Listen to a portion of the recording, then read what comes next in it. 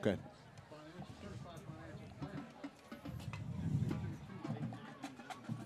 If you want to do any replays, you'll need to do. Can you hear me? No. If you want to do any replays later, you have to hit record too. And actually, okay, cool. Hey, there are you. There you are. All right. Testing, testing. Testing, testing. Testing 1, 2.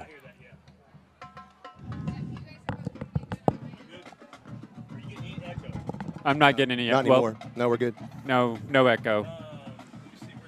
Which one's me? This guy? Okay. You need it louder, or are you good? Louder. There you go. How's that? Oh, I meant from you. Okay, yeah, that's good. Yeah. Oh, I left it right there. Do we have someone making sure the live stream's going to be, the volume's going to be good? Yeah, we've got somebody watching. Okay.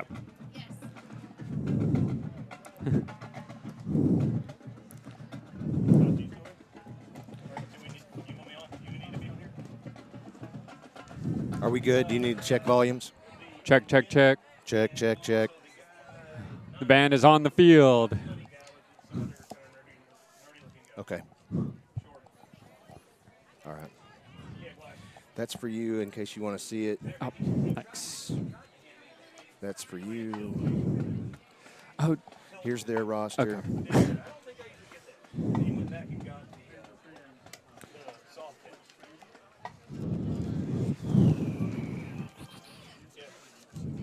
Yeah.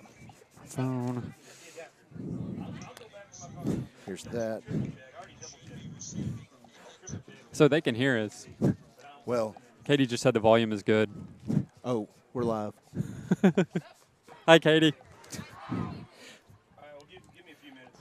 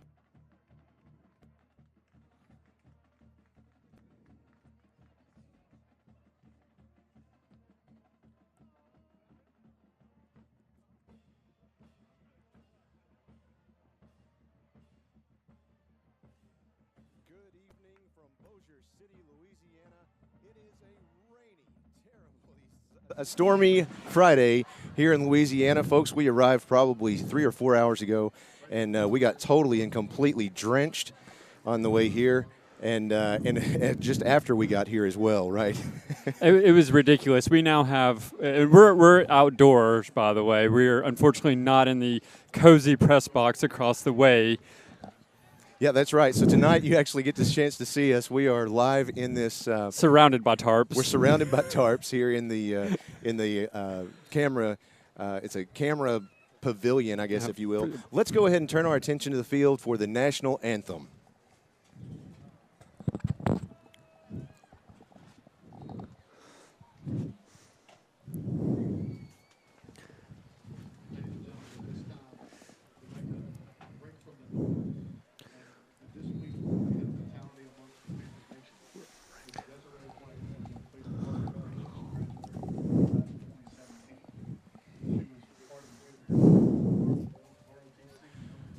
We're at break, I assume, yes?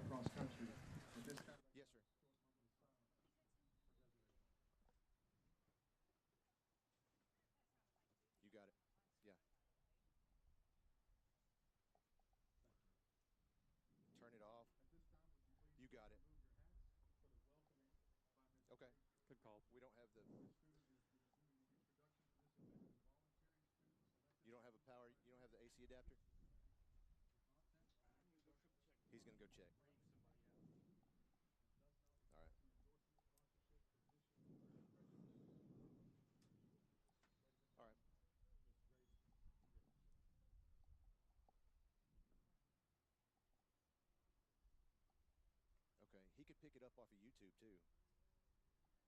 We did that in Utah. It worked all right. Yeah, yeah, yeah. That's Russ McKinney. He's the station manager. Operations manager. Sorry. Holt. Holt was asking me who you were. Who's this guy whispering in our voice? Thanks. Thank you, sir.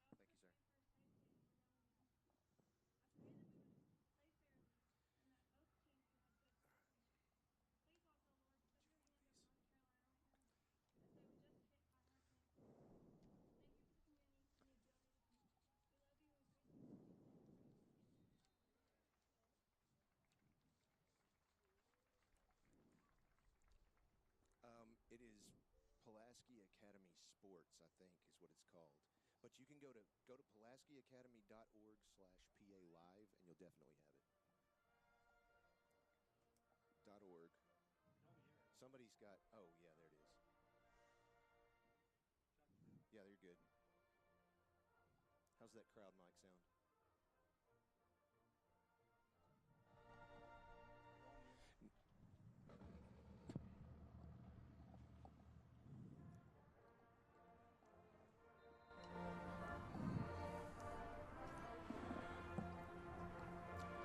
Good evening, folks, and welcome back once again to Bossier City, Louisiana, as the Pulaski Academy Bruins are gearing up to take on the Parkway Panthers tonight.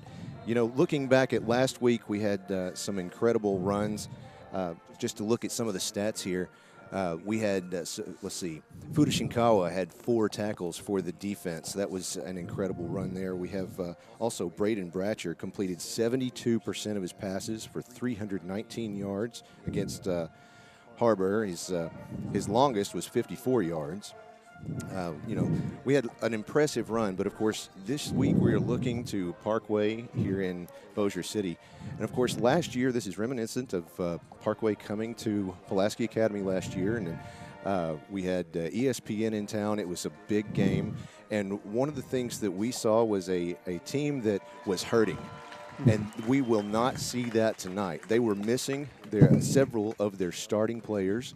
Some of their star athletes were injured when we played this team last year. So when you look at last year's score, it was, what, 62-21, I believe. That is correct. That is correct. And that's not going to be the same team that we see on this field tonight. They're starting, from what I understand now, their head coach does not share their starters before the game. So we don't know who's coming out.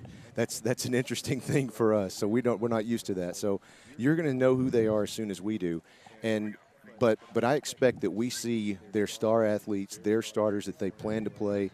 And so I believe that this is going to be probably one of Pulaski Academy's biggest hurdles this season. I agree. I actually had the chance to talk to one of the coaches before the game, and you know, I said, Coach, you know, who should we be worried about? Who should we keep an eye on? He said all of them. I mean, there wasn't, you know, I was expecting him to name the quarterback or, you know, a linebacker or safety or someone, you know, specific, and it was just all of them. He said they're fast, they get to the ball real quick on defense, you know, they get behind you real quick on offense. And the PA players, the Bruins, are going to have to be on their heels or be ready for it all night. They are. Let's go ahead and take a quick break. We're waiting for both teams to take the field. We're going to take a break. You're listening to Pulaski Academy Bruin football on 101.1 FM, The Answer.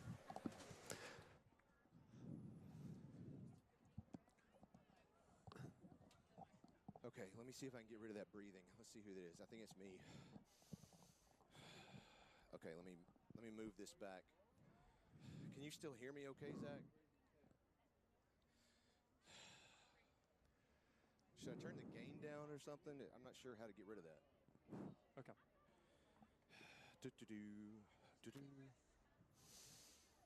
Well, you know, it's we're alive. You know, we're not robots. We breathe.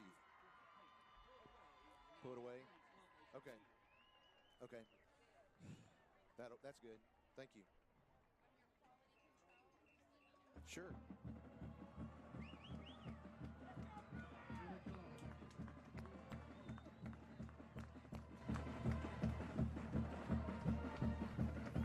This is all crap.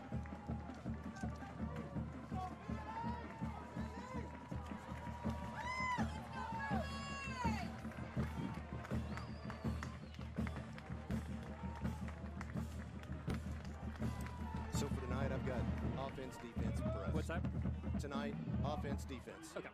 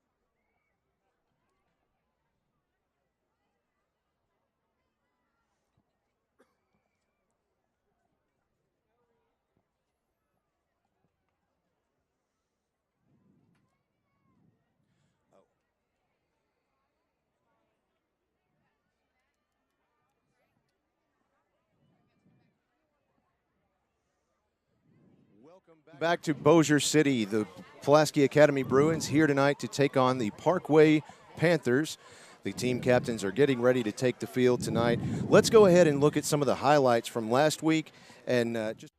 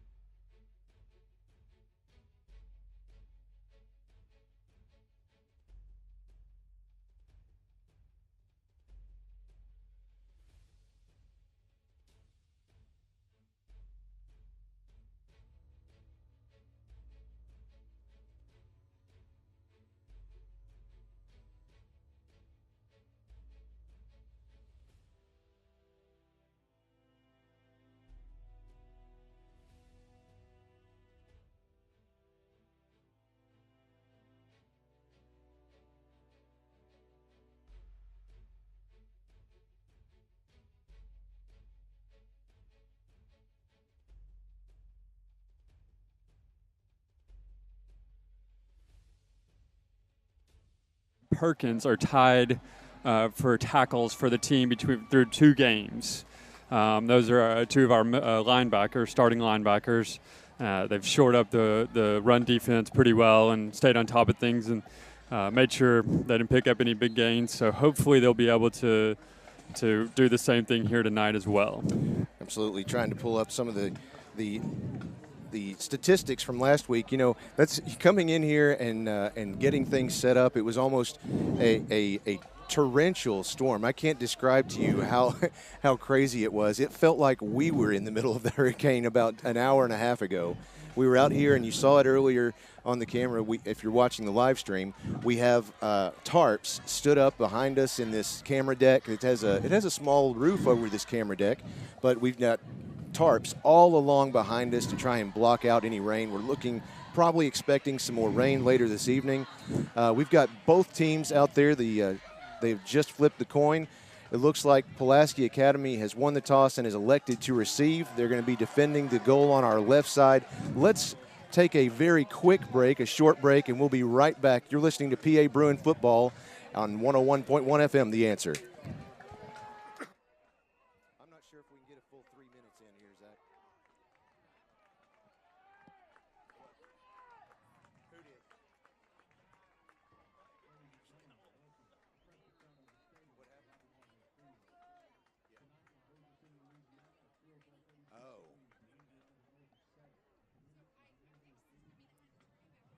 Yeah. All right, that's perfect.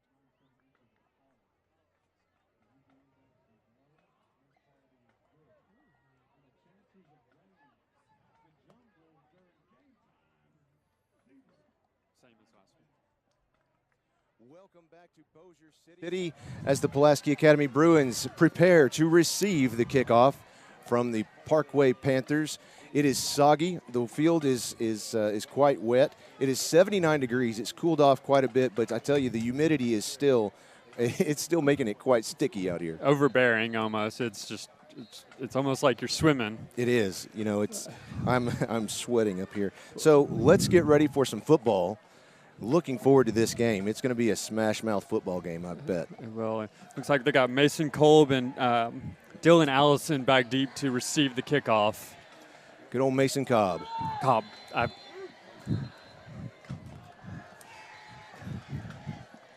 And here's the kick. It's up off the foot of number 36, Logan Reese. It's fielded by number 18, Mr. Allison. He's stopped at about the 20-yard line. Dylan Allison there with the reception. He pushes it up to the 20-yard line, and that's where the Bruins will start their first offensive drive. Yeah, he had one blocker. Cobb was out there in front of him, and he managed to dissuade one defender from getting to him, but he still got swarmed by the follow-up from the Panthers.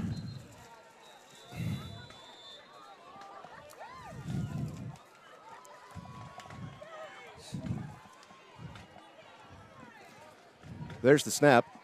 That's Braden Bratcher looking to his left side. He was intending that for Jaden Kelly on the far side of the field. It passes incomplete. That'll bring up second down. Oh, and that was unfortunate. Kelly had the corner, and Bratcher just overthrew him a little bit. He did have some room to work with, and probably could have picked up some yards. But so now, again, we have two receivers left, three right.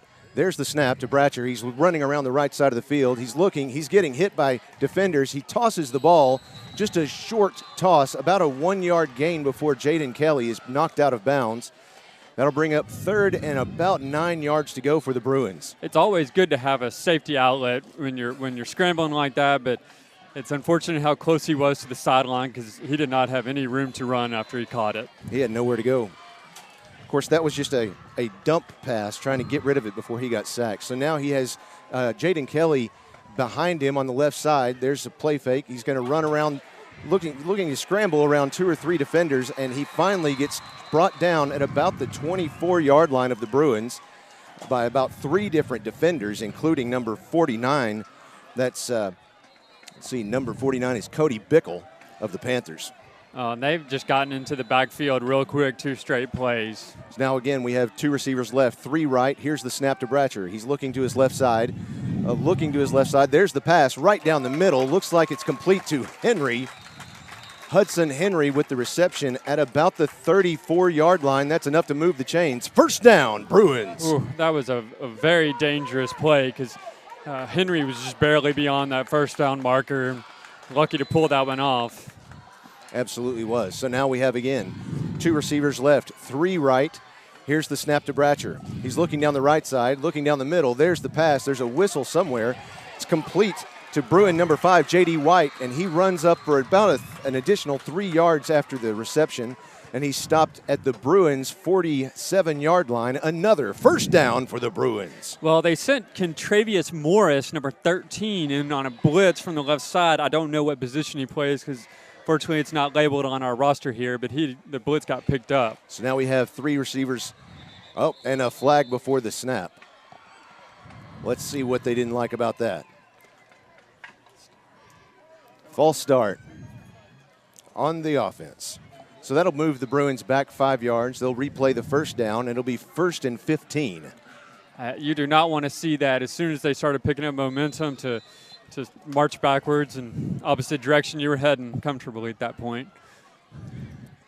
So now the Bruins, we see Braden Bratcher out there looking to the sidelines to confirm the play.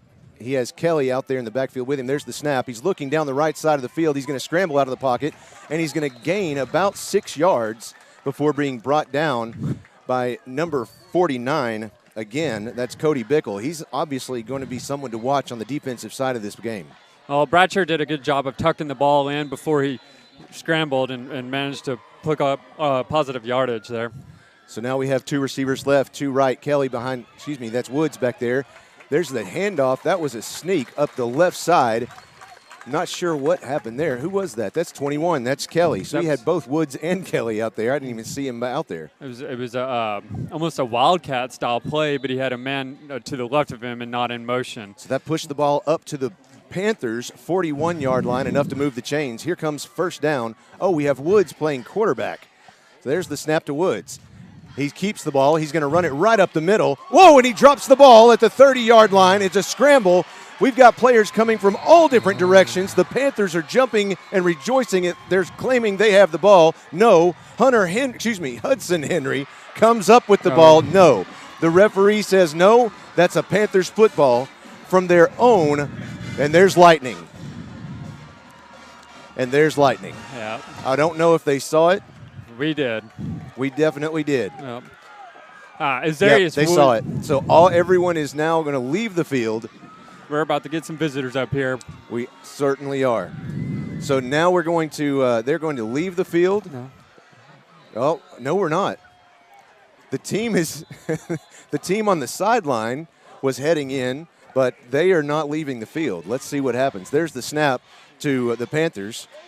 He's going to hand it off to number 3, Peyton Lewis, around the left side of the field, and he'll be stopped at about the 30-yard line. It's a gain of about 4 for the Panthers. Lewis was the first victim of what appears to be a slippery field. Now, they have 8 drains all around the field, but as much water came down earlier, I'm not surprised we've already seen someone slip and fall.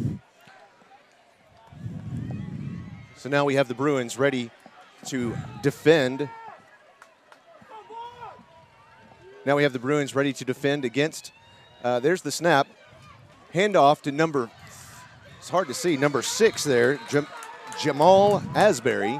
He runs the ball up to about the 34-yard line, and that'll bring up third down and about 3 yards to go for Parkway. That was an excellent job by Zach Wyatt, who's playing cornerback, to step up and recognize that the about 3 different options there, and the quarterback handed off to the running back finally, and then, like I said, White was able to pick it up. So here comes the snap by the Panthers. There's the snap to number 5, Amari Larry, their quarterback. He hands it off to number 6, that's Jamal Asbury again, and he makes about an 8-yard gain for the Panthers. That will move the chains. First down for the Panthers. The Panthers are using a lot of misdirection in the backfield. They're faking the handoff to at least one player the past 3 plays. It seems like they're doing that every play. It surprises me that flash of lightning was right above us. I'm surprised they're still on the field right now. So here comes the snap again for the Panthers. You have Jamal Asbury, that's number 5, Amani Larry. He hands off immediately to Asbury, and he's met by, another fake. He faked that handoff this time, and Larry kept it and ran around the right side of the field, and he stopped at the 50-yard line. Wow, the Bruins actually thought they had the person with the handoff stopped at about the 40, but they didn't see it misdirected around the right side of the field. Yeah, Larry is not a slow person. He apparently runs a 4.6 40, and we faced him last year and did a decent job of containing him, but he appears to have some new tricks in the bag this year. Here's Larry in the shotgun. He has one receiver left, one right. There's the snap. Little shovel pass to number 6, Jamal Asbury. He ran around the left side of the field and he stopped at the 45-yard line. That will move the chains again for the Panthers. They are on a march. They are. They have not thrown the ball yet, and at this rate, there's no point in throwing it until PA shows they can stop them.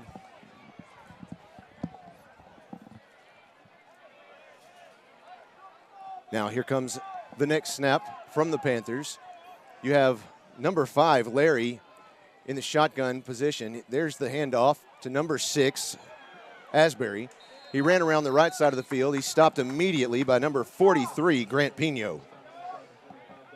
If they keep running it, this is going to be a fast game. We're already almost 10 minutes into the first quarter, and the clock is just ticking away.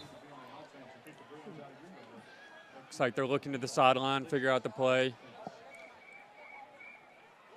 They're kind of confused about whatever is called there. They definitely are heavy on the on the far side of the field, the right side.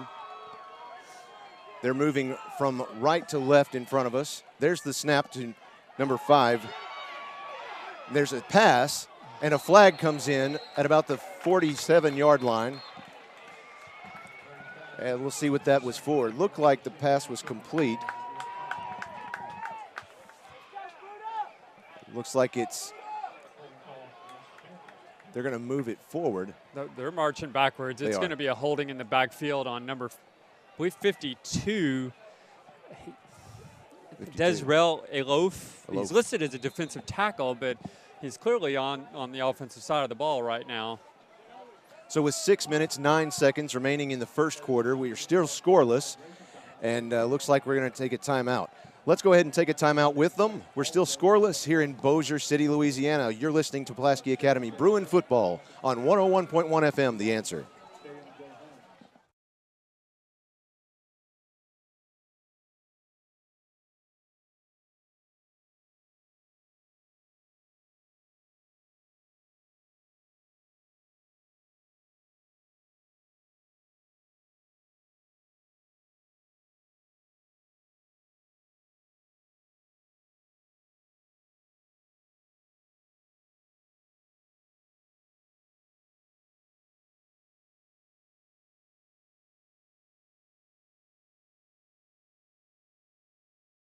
Bossier City, we are in the first quarter, 6:09 remaining in the first quarter. We're still scoreless. Pulaski Academy versus the Bossier City Parkway Panthers here in Louisiana. Looking for the snap to number 5, Amari Larry. There's the snap.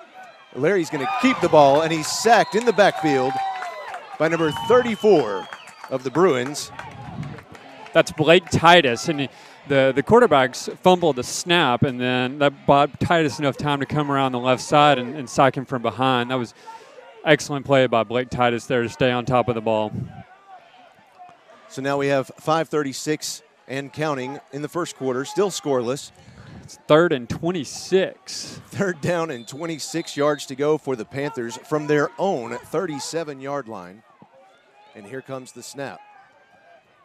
We have one receiver right, 2 left, and we have 1 running back. There's the tight end with the reception, number 2. That's Peyton Lewis around the right side of the field, and he gets stopped at about the 44-yard line. That will be 4th down and about, let's say, 20 yards to go. Yeah, I'd give it about 18 to 20 yards. The Bruins were in a bit of a prevent defense, so they knew they didn't have to give up too many yards. They could kind of contain wherever the ball went, just don't give it up deep, which they did not do.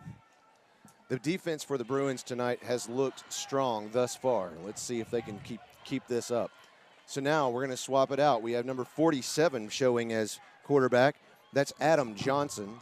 Oh, excuse me, I didn't see him back there. He's going to kick it. That's 35. Back to kick. The kick is up, and it is going to drop at about the 20-yard line. It's still rolling, and it will be downed at the Bruins' 16-yard line. And that was an excellent job by the defense. They gave up about 7, 8, 9 plays in a row, it seemed like, rushing. But then, once the Panthers showed a little weakness with that holding call, they bid on it and they didn't let up. So now the Bruins will have the possession of the ball from their own 16-yard line. I keep trying to back them up. They're at the 16-yard line. First down, 10 yards to go against the Panthers. We are still scoreless with 4:22 in the first quarter. Here comes the snap directly to Jaden Kelly. He hands off to Braden Bratcher. He passes back to Jaden Kelly. He's going to run around the left side of the field. He's running up. He makes it to the 40 and is pushed out of bounds by number 47 of the Panthers. That's Adam Johnson. A nice gain for the Bruins, resulting in a first down. They'll have possession at about the 37-yard line. Well, and that was a good job by J.D. White to hold up one of the defenders by Kelly enough time to get out in the open. There's the snap. Wow. That was to Hudson Henry. Hudson Henry with the catch, and he gets dropped immediately for really no gain, and doesn't look like maybe a 1-yard gain. Yeah, the Panthers sniffed that one out real quick. That pass to the right side. I think Henry was waiting to have some blockers, but they just couldn't get in place in time. There we are. It is helpful if you have a roster, folks, that doesn't blow away up here. There's the handoff to Jaden Kelly. He's going to run it right up the middle and is sacked on the right side of the field by number 23. That's Kabian Smallwood. However, that's another first down for the Bruins. Yeah, that was the opposite of a sack. That was 12-yard gain. That's what you want to see at this point. All right, so now we have Bratcher again in the quarterback position. He has 2 receivers left, 3 right. There's the snap. He was still looking for a play, so he's quite confused, and he stopped immediately. There was some miscommunication on the sideline there, and Bratcher was ready for the ball, but his receivers were not ready. And when it was snapped, they were still looking to the coaches on the sideline, and they did not start running their routes. So Bratcher was lucky to get positive yardage, even if it was only 1 yard on that. So Bratcher now looking to the sidelines to get the play. We're going to hope that the folks in front of us keep their umbrellas low. There's the snap. He's looking down the left side of the field. He's scrambling left. He's got defenders on top of him. There's a flag. That's going to be roughing the passer. No. That's unfortunately going to be intentional grounding. There was not a receiver within You're absolutely right. 10 yards of that ball, but he was trying to get rid of it. He thought, I suspect the receiver might have been supposed to run a curl route, but he was running a go route. Wow. So it's going to be marched backwards, unfortunately. We're going to see what the referee is having a conversation with one of the Panthers right at the 50-yard line. And now he's bringing in a couple of other referees to talk about it. Let's see what he has to say. Yeah, that's an intentional grounding. And loss of down. Wow. So they'll back the Bruins up. Looks like they will place the ball at the 41 at the Bruins' own 41-yard line. It seemed like they sent half the bench at Bratcher that last play. They just didn't have enough blockers to pick them all up. So now Jaden Kelly comes off the field. Replacing him is number 1, Mason Cobb. We have 4 receivers on the left side, none right. There's the snap. Someone in the stands has a whistle. I wondered where I heard that whistle earlier. That pass was complete to number 5, J.D. White, and he's forced out of bounds immediately by number 47. That's Adam Johnson. That's about I don't know, what is that, about an 8-yard gain for the Bruins. That'll bring up 4th down. There's still about 4th and 13 to go. Yeah, I mean, when you're looking at 4th and 23, you're hoping to just get 10, 15 yards and try to get yourself in a position to pick up the rest of the yardage on that last play, on that 4th down play. Now Bratcher again in the shotgun. He has 2 receivers left. He has 3 right, including Jaden Kelly. He's looking. There's a little confusion about where everybody's supposed to be lined up. Here comes the snap. There it is. He's looking down the right side of the field. There's a big pass. It's complete to number 4, Merritt Jones. First time we've heard him tonight, but he makes that pass. But, however, it's not enough for the first down. So the Panthers will take possession of the ball at about the 50-yard line. I think it actually would have been enough, but he was out of bounds. Yeah, it was hard to see because we had the Bruin players in front of us. We were right on the Bruin sideline and couldn't tell if he was in bounds or out of bounds, but I guess the referees decided he was. Well, that smells stink-a-whiff. So now the Panthers take possession of the ball at the 50-yard line exactly. First down, 10 yards to go, 2 minutes, 41 seconds in the first quarter, and we are still scoreless here in Bossier City, Louisiana. This is reminiscent of the Harbor game where no one scored for the first, almost seemingly entire first quarter. So. That's right. So now here come the Panthers. We've got number 5 in there as quarterback. That's Amani Larry. There's the snap. He hands off to number 10, Rayshon Cook. He runs around the right side of the field, and he is sacked behind the line of scrimmage. It's a loss of about 3 yards by number 7. That's Chris Connell. You know, before the game started, I mentioned Chris Connell and the other linebacker, Blake Titus, and they both have 1 sack at this point in the first quarter of the game. So that's what you want to see from those two.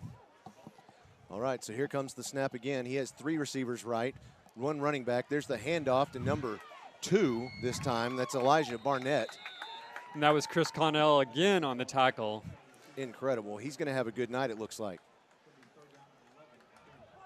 Looks like he lost something off his uniform, though. Not sure what that was he was picking up.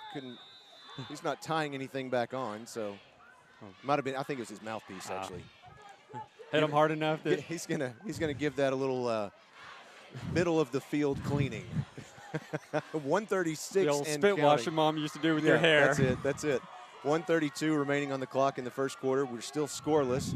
The Panthers have the ball at their own 49-yard line. Third down, 11 yards to go. There's the snap. The quarterback is running around the right side of the field and is forced out of bounds at about the 46-yard line, it looks like. And that'll bring up fourth down and about 7 to go for the Panthers. Whatever it was that the Panthers were doing that first drive, the Bruins have certainly figured it out, so it appears. I mean, that's three straight stops of what? They're at 4th and 7 now, so they've only allowed 3 yards and 3 runs. Now, I'm curious to see what they do with this. Will they punt it away? They're fourth down, 7 yards to go, and they will not. They still have their quarterback in there. That's number 5, Amani Larry. He has one receiver left, 2 right. He has 1 running back. He's going to fake a handoff. He's going to run around the right side. He's got defenders all over him in a sack at the 40-yard line. What a play. He's stopped by number 35 of the Bruins. That's Hunter Ney and number 27, Clinton Wilson. That was actually number 36. 36. Yeah. That's starting right outside linebacker, Bunky Perkins. And he did an excellent job of staying on top of the quarterback. Every time it seems like they've gone back to pass, the Bruins have just been on top of that quarterback. And as I mentioned, he is not slow. So they're doing a good job of confusing him and containing him. So looks like we're right back where we were before they gave up the ball. It is. We are right back at about the Panthers' 41-yard line. 24, well, they're going to reset the clock to 35.0. They had 24 seconds up there previously, and they corrected that to 35.0. In the first quarter, we're still scoreless. There's the snap to Bratcher. Handoff immediately to number 21, Jaden Kelly. And Jaden Kelly is brought down at about the 31-yard line by number 24. That's Kabian Smallwood. And that was very similar to the play where Jaden Kelly fumbled the ball. So it's good to see that he didn't lose any confidence running right up the gut and picking up positive yardage once again. And we have a whistle. There's definitely a whistle over there in the stands. Well, no, they're determining whether it's a first down or not. Oh, okay. There's an inadvertent whistle out there in the stands. Every once in a while you'll hear it, and you'll probably hear it at home off of the crowd mic. But there's someone in the stands on the far side of the field that keeps blowing a whistle. There's the snap to Bratcher. He's going to look to the right. He's going to a little shovel pass to number 1, Mason Cobb. He's running around the right side of the field. Flags coming in from everywhere. He passes up to Merritt Jones, and Merritt Jones is forced out of bounds at about the 15-yard line. Let's see what those flags were. It looks like it's probably going to be a block in the back. Cobb had a little bit of room, but he had too much room because one of the offensive linemen gave a little shove to the defender in the back. Cobb was actually supposed to throw that ball a little earlier, and he had a man in his face, the one that got pushed on the ground from behind. Otherwise, he probably would have gotten rid of that ball and picked up the same positive yardage that we almost did just there. I can't tell you. We've got a break here. I can't tell you how great it is to have you on the show, Holt. It's great. I appreciate that. I'm still trying to find my feet, still guessing at names. That's here okay. and there. We are. We all are. He's not Mason Kolb. He's Cobb, even though that L's in there. You've got Andrew Cobb and Mason Cobb, and people ask, are they related? And of course not. They're spelled much differently. But all right, here comes the snap to Bratcher. He's looking around the right side of the field. He's going to pass. His pass is, incomplete. It was intended for Hudson Henry. That pass was, that could have easily been a passing interference call. But however, number 47, the defender, Adam Johnson, he had his hands outreached. And that's probably the one thing that saved him. It was obvious he was making a play for the ball, but he hit him pretty hard. Yeah, well, and it looked like Henry was open. That was actually the defender came over and helped the cornerback there because he had his man beat. And it was good job by Bratcher to see the open man, but it was just a good job by the defender to jump out there and help. Looks like we have a timeout on the field. Yep, let's take a timeout with them. You're listening to Pulaski Academy Bruin football. We are scoreless. We'll be right back on 101.1 FM, The Answer.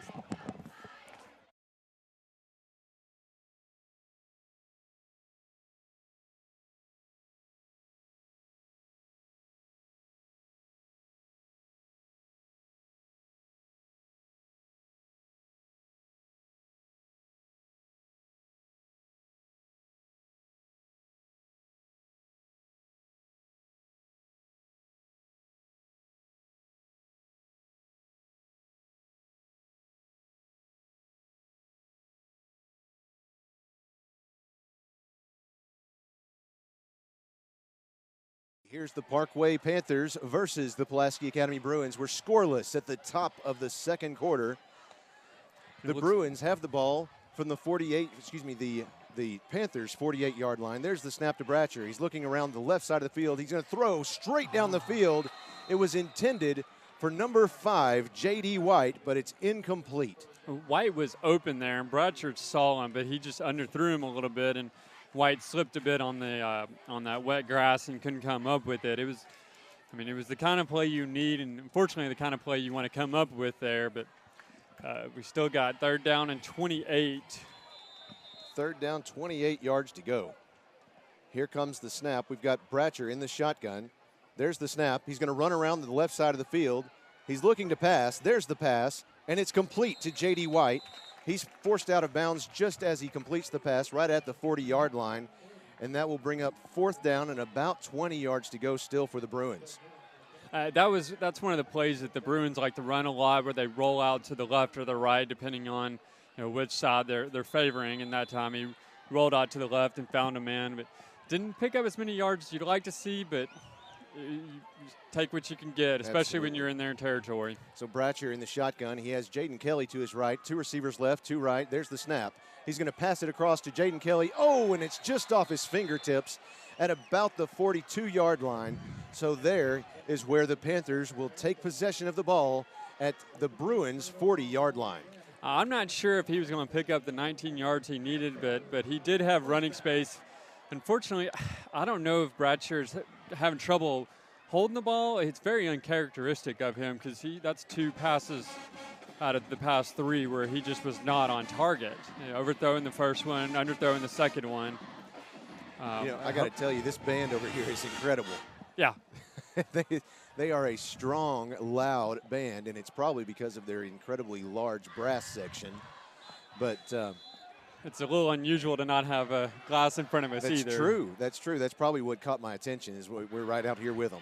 There's the snap to the Panthers. An immediate handoff to maybe I was confused there, but yeah, that's number 6. Again, that's Jamal Asbury, their go-to running back, and he pushes the Panthers up to about the 47-yard line. That'll bring up 2nd down and about 4 yards to go. And that was Bennett Perkins on the tackle. He actually grabbed the running back's arm as he was running by and managed to keep him from getting more yardage than he would have. So now the Panthers have the ball at their own 47-yard line. It brings up 2nd down, 4 yards to go, 11 minutes on the clock and counting. There's the snap. A little shovel pass complete to number 15. That's Caleb Sheeran, and then he is stopped at about the Bruins' 49-yard line. It is clear what the Panthers' game plan here is, just to run, and then run some more. He gets stopped there by number 15, Zach White of the Bruins. Now that is the first down that they picked up in some time now. Let's hope that doesn't continue, though. I've got to thank Chris Amsler for fanning us here tonight. Quite literally, he just plugged in a fan up here. It's nice. It's probably about 112% humidity. It's a lovely evening in Louisiana. There's the snap, little shovel pass, complete to number 7. That's Chase Turner, and he makes about a 3-yard gain for the Panthers. That was a very unusual handoff, because he turned around like he was going to pitch it out to the right, and then the man, he was right there. The running back just came towards him, and he just handed it to him up the gut. It looked like it was going to sail right through him. Mm-hmm. But it looked like the Bruins had him, but picked up more yards than we expected. So now number 5, Amari Larry, is under center. There's the snap. He's going to hand off to number 6, Jamal Asbury. He pushes himself up to about the 40-yard line. Another 3-yard gain. That'll bring up 3rd down and about 2 yards to go for the Panthers. That was a good move by the running back he looked like he was going to go down, looked like there were men to stop him, but he managed to sidestep a couple of them and picked up positive yardage. So we have 9 minutes, 44 seconds on the clock in the second quarter. We are still scoreless. The Pulaski Academy Bruins versus the Parkway Panthers here in Bossier City, Louisiana. There's the snap. An immediate handoff to looked like number 62, number 39. That's not handoff to number 39 this time. That was a fullback dive up the middle to get those 2 yards that they wanted to go ahead and get and keep pushing the ball down the field. That's what that was. Yep. First down, there's the snap, little quick. And it looks like they went right back to it. There's a flag on the play. That was a hurry-up offense right there. They just kind of jumped right back out onto the line and snapped the ball. I'm not sure the Bruins were ready for it. What is that? Let's see what this flag is for.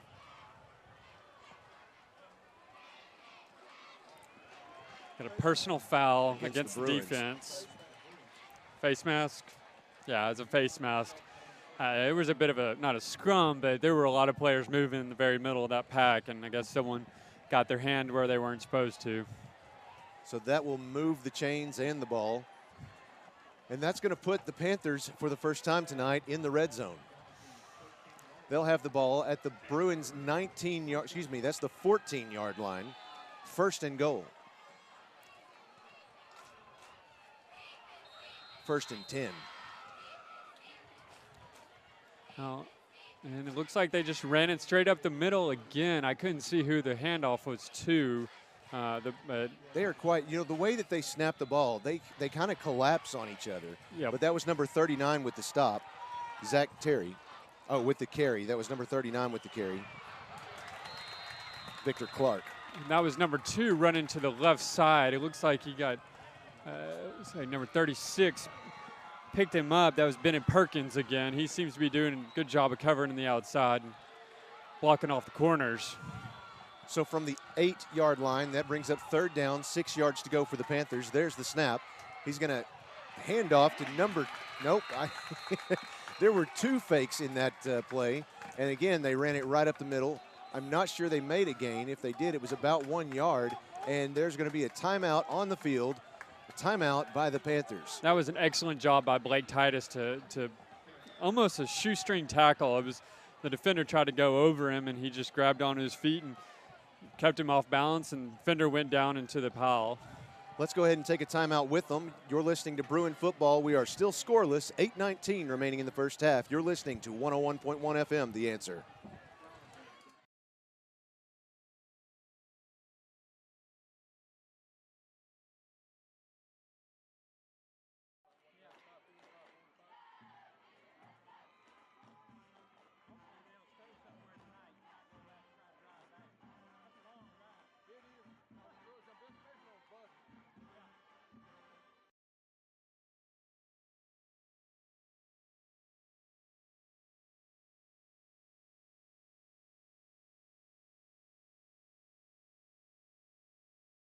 City, Louisiana. Tonight, the Pulaski Academy Bruins against the Parkway Panthers. 8:19 remaining in the second quarter. We are scoreless. The Panthers have the ball on the Bruins' 7-yard line. It's fourth down, 4 yards to go. And they are going for it. There's the snap. Number 5, their quarterback runs around. Larry runs around to the right side, and he scores. Touchdown, Panthers. That was unfortunately the biggest play of the game up to that point. If they'd stopped him, it would have been pretty demoralizing, but unfortunately he got in there with a Superman leap. It was a quarterback keeper to the right, and they just didn't have anyone close enough to contain him. The Bruins did not.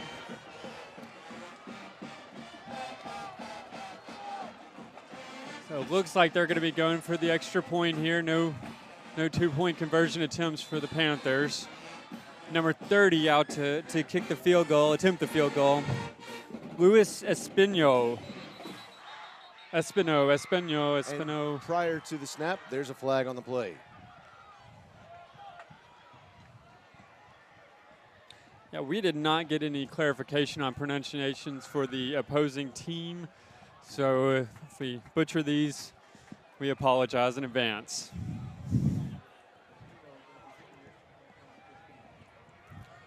So they're going to back him up, looks like, and they're going to attempt it again. Again, number 30 out there to kick. That's Luis Espino. And here comes the snap. Snap is good. The hold is good. It's up, and it looks like the kick is good. So with 8:10 remaining in the first half, the Parkway Panthers lead the Bruins 7-0. That's not something you hear very often. No.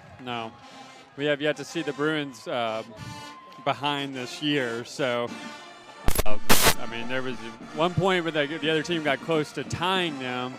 I believe it was against Harbor, but they couldn't make a 2-point conversion, so it was 8-6. And other than that, it seems like the Bruins have had the game handily by halftime the past 2 games, and we're not going to be seeing that here tonight. So deep to receive for the Bruins is number 10, Andrew Cobb, and I believe number 7, that's Chris Connell. Is that right? Maybe I'm seeing that number wrong. I'll bet that's Mason Cobb. Need him to turn this direction.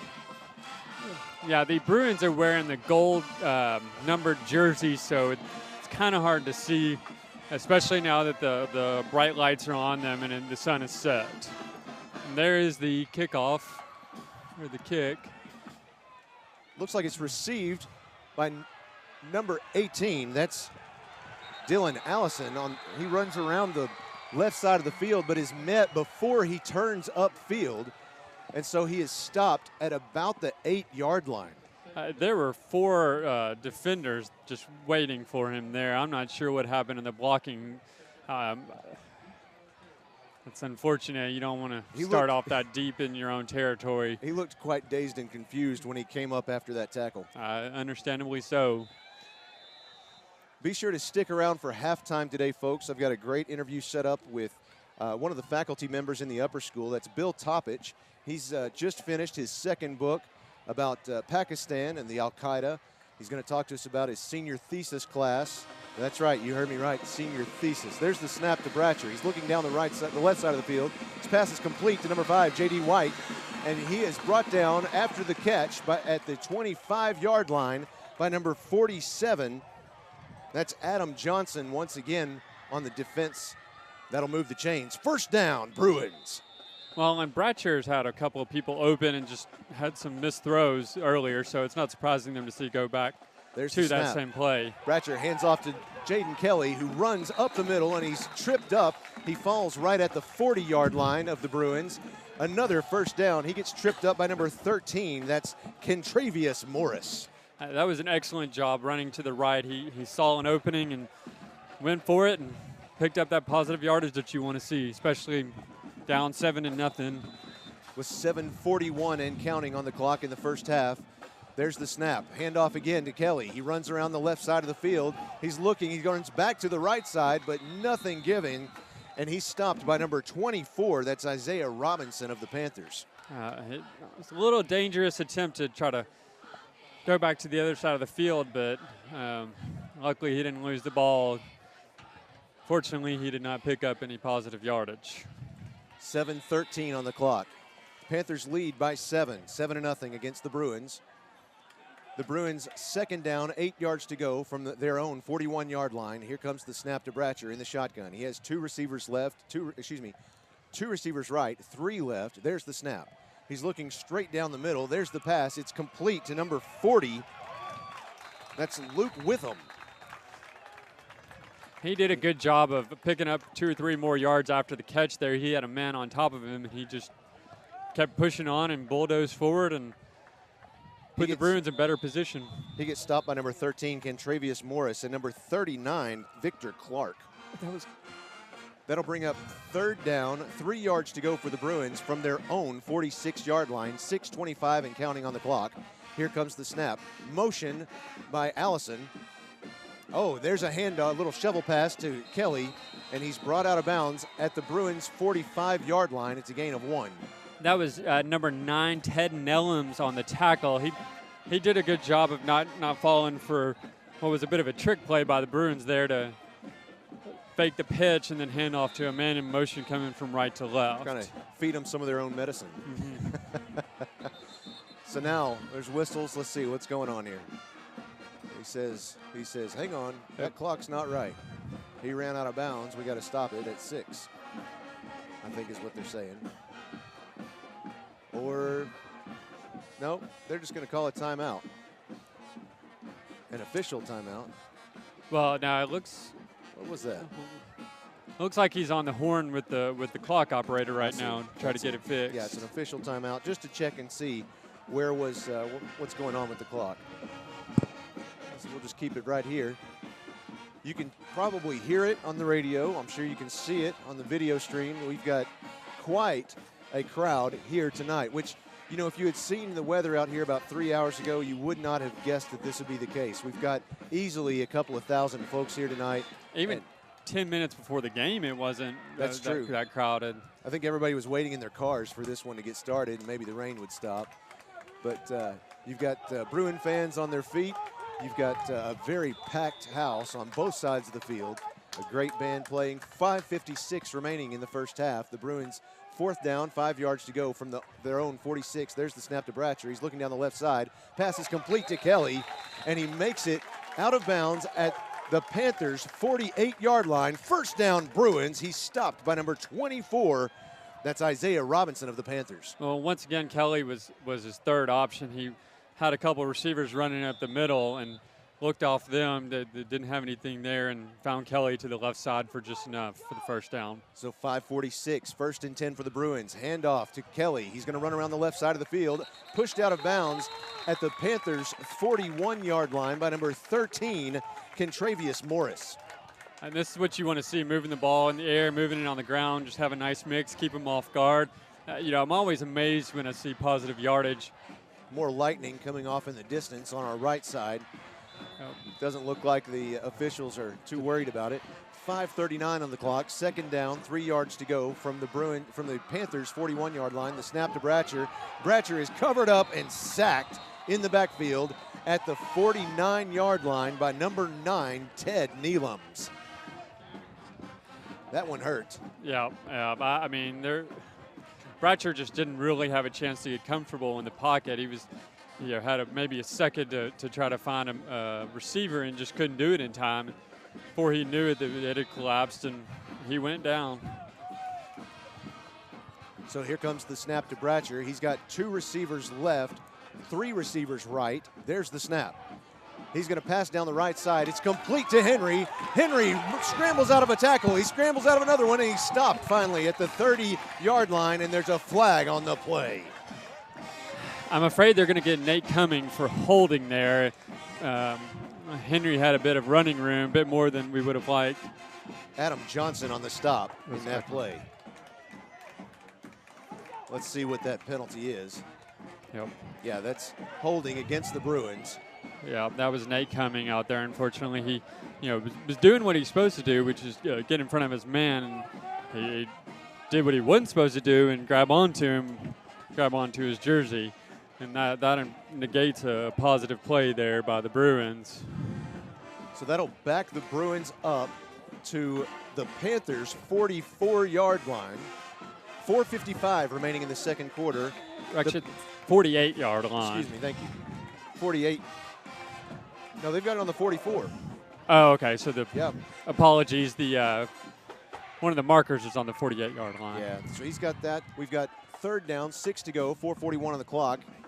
Here comes the snap to Bratcher. He has 4 receivers on the left side. There's the pass across the left side. Almost picked off. It was intended to number 4, Merritt Jones. It was almost picked off by number 31, Alex Xavier Mitchell.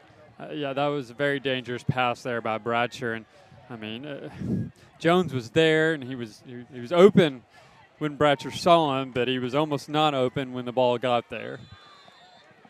So with 4:31 on the clock, again, the Panthers still leading 7-0 against the Pulaski Academy Bruins. Here comes the Bruins, 4th down, 6 yards to go from the Panthers' 48-yard line. Excuse me, it is 44-yard line. The scoreboard is wrong. There's the pass across to J.D. White. It's received, and he's running right up the middle and finally brought down at about the, about the 19-yard line. 19. He's stopped by number 23, Kavian Smallwood. Another first down for the Bruins. They needed that one. They really did. And once again, I thought he might have been out of bounds because we have the Bruins bench right in front of us, so we can't really see that sideline. I was real happy to see him take off running because I knew he was in bounds. It was funny. He's turned around and looked down. There's the snap to Bratcher. He's going to pass down the – nope, he's looking to his left. He's going to scramble to his right, and he stopped immediately. He's going to lose about 4 yards, maybe 5 in that play. I mean, the Bruins may want to start looking and trying to get rid of the ball a little quicker because I think that's at least 2, maybe 3 – that's for sure 2 sacks, maybe 3 sacks in this drive alone. 3:51 remaining in the second quarter. Here comes the snap to Bratcher. He has Isaiah Woods, on his right. He's going to hand off to Woods. Woods is going to push it up to the 20-yard line where he'll be stopped, and they'll be placed back at the original line of scrimmage for third down. Yeah, he basically just picked up the yards they just lost on that sack. He ran into a pile of Panther players there. We couldn't tell you who actually made that tackle. Team tackle, I believe is what they call it. There you go. By a pride of Panthers. There you go. So now the Bruins looking to the left sideline, the sideline closest to us, to see what the play is going to be. Bratcher in the shotgun. He has 2 receivers right, 3 left. There's the snap. Bratcher looking to his left side. He's going to be brought down from behind. He did not see that defender come up behind him and pull him down. That was number 9, Ted Neelums. Once again, I mean, he had 2-3 seconds to try to get rid of the ball, and as you said, he did not see that defender jumping on his back, which makes sense. If he jumped on his back, he did not have eyes back there. I don't know about you, but I don't. Now the Bruins are back out there. 4th down, 14 to left to go. 2:29 on the clock, excuse me. 1 receiver wide right, 4 left. There's the snap. Bratcher looking to his left. There's the pass. It's way up in the air. Oh, and it's just outside. It was intended for Merritt Jones, but he was defended closely by number 23, Kabian Smallwood, there in the end zone. I mean, they just went for it there. That was almost a fade route, you would call, but you don't normally see a fade route from the 25, 30-yard line. And Merritt Jones made a good effort to try to hold on to the ball, and he just a little bit off his fingertips, couldn't keep on. Even if he had caught that one, he was already out of bounds when it was touching his hand, so I don't think he would have pulled that one in. So now with 2:18 left in the second quarter, the Panthers still leading 7-0 against the Pulaski Academy Bruins. Now the Panthers have the ball at their own 23-yard line, 1st and 10. There's the snap, number 5. That's Larry. Pass is intended for number 81. That's Kobe Gill. He's defended by number 9, Trent Sawyer, who broke up that pass. The Bruins sent a couple guys up the middle on a blitz, but they couldn't get to the quarterback in time. Luckily, he overthrew his intended receiver. Got some fans out here trying to get famous tonight, standing in front of the camera. I'm just kidding. Get their 15 minutes. Looks like 2nd and 10, 2 minutes, 14 seconds left in the half. Here comes the snap. And this is one of those formations where they've been running the trick plays and the misdirection. And that's right. Here comes Amani Larry under center. There's the snap. Handoff. He faked it once. He handed it off this time to number 7, Chase Turner, who ran around the left side of the field, and he stopped at about the 35-yard line by number 9. That's Trent Sawyer. That will move the chains. 1st down for the Panthers. It was an interesting strategy by the Panthers there to go ahead and go deep on the very first play with only 2 minutes left in the half. And then, if that didn't work out, they turned back to the running game that's served them so well. There's 2 minutes on the clock just now. 1st and 10 for the Panthers from their own 34-yard line. They still lead 7-0 against the Bruins. Ball is carried this time by number 6. That's their go-to guy, Jamal Asbury. He stopped at the 40-yard line by number 13, Matthew Hugg, and number 9, Trent Sawyer. Looks like picked up about 7 yards there. The Panthers are just once again going for those 6-7 yard gains every time, and the Bruins need to find something to stop it. Well, and that misdirection that they run almost every play, really, earlier it looked like that the Bruins weren't going to fall for it anymore, but again, this time they did. Yeah. So we'll see what they can pull this time. 7-0, 2nd down, 3 yards to go, the snap. Here comes number 5, Larry, with the pass. It's complete to number 10, Rajion Cook, and he stopped at about the Bruins' 42-yard line by number 9. Again, Trent Sawyer having a great night on defense. Cook, I wasn't seeing things. Cook is a pretty big guy. It's 6 foot, 220 pounds. Wow. I mean, he looked like some of the Bruin players were waiting for help before trying to take him down.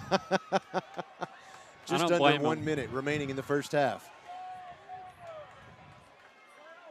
52, 51 and counting. There's the snap. Shovel pass to number 6, Asbury. He runs around the left side of the field. He's met by several Bruins and is stopped at the Bruins' 44-yard line. That's going to be a loss of a couple of yards for the Panthers. Timeout, Panthers. He gets stopped that time by number 9 of the Bruins, Trent Sawyer again. All right, now, I'm not sure how many times they've thrown the ball for a completed pass yet. Maybe one. I know they had the one just on the previous play. Sure, right here in front of us. But I don't know if they've had any other completions. They haven't needed to try to throw many passes with the way they're running the ball. When we come back for the second half, the Bruins will be kicking off. They won the toss earlier in the game. They elected to receive, so they'll be kicking off to the Panthers. So they're going to get the ball right back.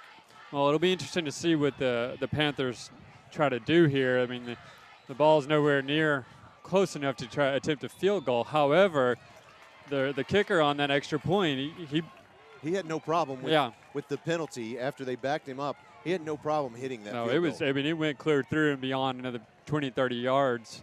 Now, how much of that would have gone over the field goal, from this far back, I don't know. But there is a bit of a kicking game there. It looks like we need to respect. And, of course, if that becomes a factor, well, then we'll start talking about the weather again. The wind has kicked up again. So we'll see 42 seconds on the clock. There's the snap. Handoff to number 81 around the left side of the field. That's Kobe Gill. He's going to run, and instead the Bruins now have the ball. That ball is picked off by number 15 of the Bruins. That's Zach White. That was a big play by White and not a great. Somebody is down on the field over here on the far side of the field at the 30-yard line. Looks like we have an injury, and they are going to call a timeout on the field. We've only got 29 seconds left, but let's go ahead and take an injury timeout with them. We'll be right back. You're listening to PA Bruin Football on 101.1 FM, The Answer.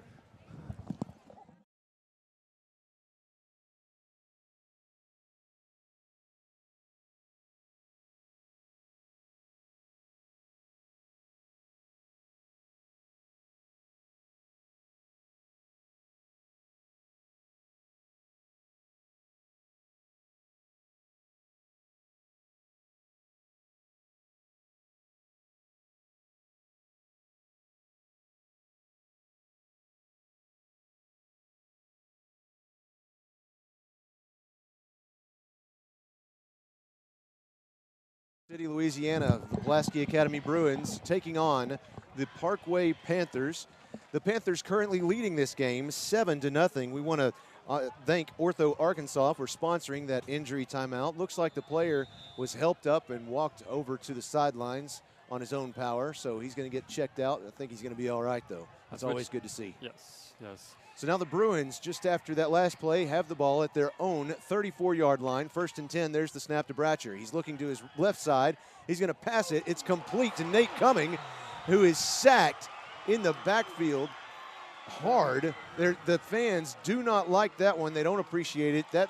They wanted a flag on that play. Yeah, he led with his helmet and caught him right in the back. I mean, so the certainly Bruins, a defenseless receiver there. The Bruins are going to try and catch this defense when they're not ready. There's the pass by Bratcher.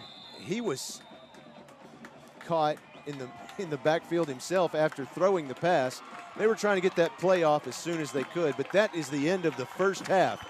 Folks, the Parkway Panthers leading this at half 7-0.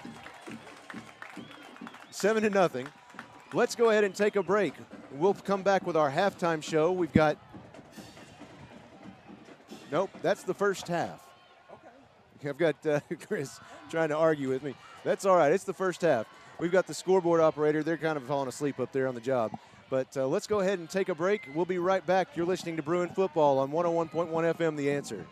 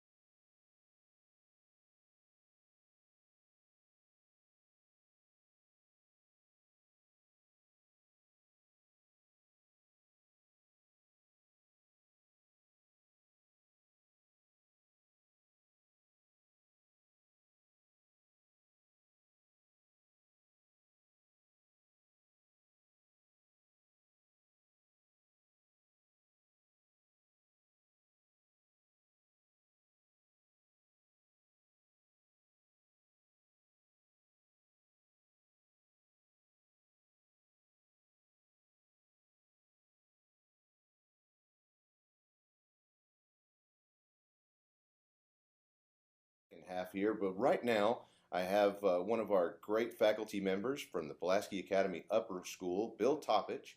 How are you doing, sir? I am doing great.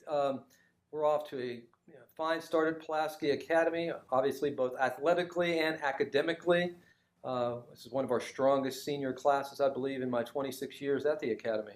So you're involved in a lot of different things in the upper school. I don't know how you sleep. Where do you find time to sleep?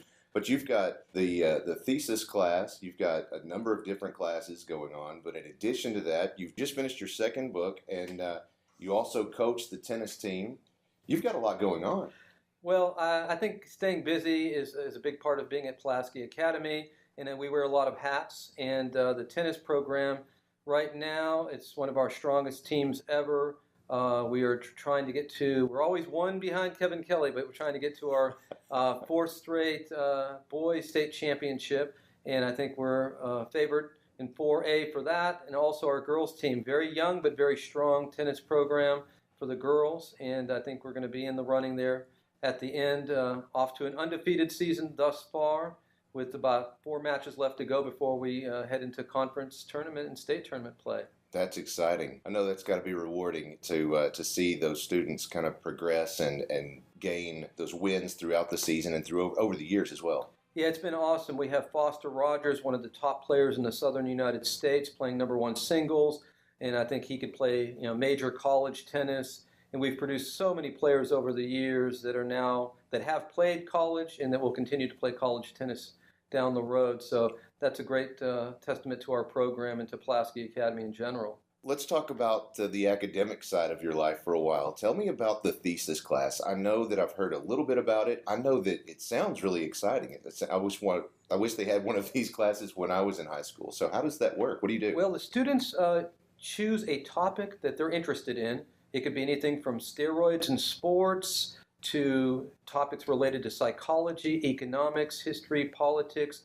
And they spend the 8 months of the school year basically researching and writing a book-length study on that topic.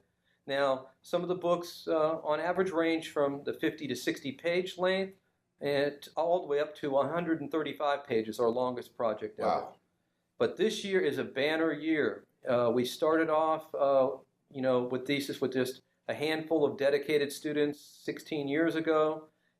Last year we bumped it up to 22 students that are writing projects. This year it's at a record 34 students that are doing the thesis project this year. And almost too much to handle.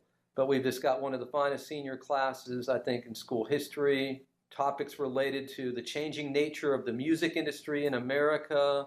We've got a great topic on the human rights situation in Burma, another project on human trafficking. And so we've got just an amazing, variety of topics that the students, and I think that's probably why the projects have been so successful over the years, is giving the students ownership over topic selection, and that helps to drive the research for the school year. Absolutely. Once you are able to pick something that you're passionate about or that you're interested in and learn more about it, and it can be easy as a self-motivator. Absolutely. And speaking of motivation, it is, I think, really the thesis class over the past 16 years that has inspired me to continue to research and write. My recent book, Pakistan, the Taliban, Al-Qaeda, and the Rise of Terrorism, was really inspired by some of the work the students have done. I think it gets me thinking creatively about my own projects, and this project in particular started with a trip to Pakistan with some PA students back in the summer of 2010. Wow. And signed the contract for the book in 2013, and I spent the last 5 years researching and then writing the manuscript for Prager Press. What was that trip like? The trip was really, just unbelievable experience. We went to London first, followed by Dubai, and then into Pakistan for several weeks. Most famous part of the trip, of course, we were in Abbottabad, Pakistan, 10 months prior to bin Laden being killed in that same city. Unknown to our group, we were actually only a mile or so from the location of his compound at the time. Oh my! And I talk a bit about that in the book, and I think that was part of what inspired me to go forward with the project. Wow, that is so fascinating. So let me ask you. Of course, I'm a foodie myself. So tell me about what food did you get to experience while you were there? Anything interesting? Not really. Just a lot of kind of spicy, more like Indian cuisine. A lot of chicken, a lot of rice. A lot of curry. Yeah. A lot of tea, though, too. A lot of tea. Wow. But we did travel extensively. We were all the way up into the northern part of Pakistan. We were in the capital, Islamabad. Actually got to go into the volatile region of Kashmir, and very close to the border of the tribal regions, which is partially where the center of terrorism moved after 9/11 into the tribal regions of Pakistan. So we were actually able to go briefly into that area on our way up to northern Pakistan. Wow. What other classes do you have going on this year? Well, I teach also AP Comparative Politics, and along with Sarah Gorman, I teach the Model United Nations class. This year we have the largest group in school history. We have 60 students in the club and class, and we're going to Vancouver, Canada later this year, taking a trip up there to compete internationally, as well as, of course, defending our state title in Conway here in November. And again, it's going to be a banner year for academics here at Pulaski Academy. How exciting. once again, Mr. Topich's book, Pakistan, the Taliban, Al-Qaeda, and the Rise of Terrorism. Sir, thank you so much for joining us. All right. Thanks so much. I appreciate your time tonight. Folks, you're listening to Pulaski Academy Bruin football from Bossier City, Louisiana. We'll be right back to recap the first half and kind of lead us into the second half. We'll be right back after these messages. You're listening to 101.1 FM, The Answer.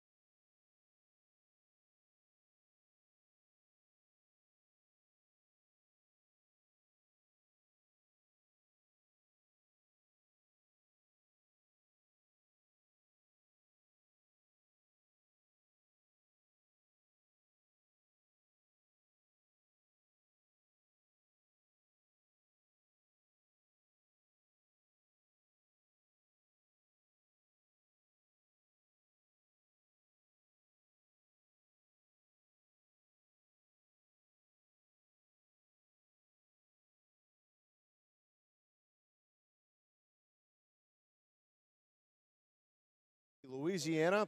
I'm Joshua Carroll, joined for our halftime show by Brooks Beasley, who's got some statistics for us on the game.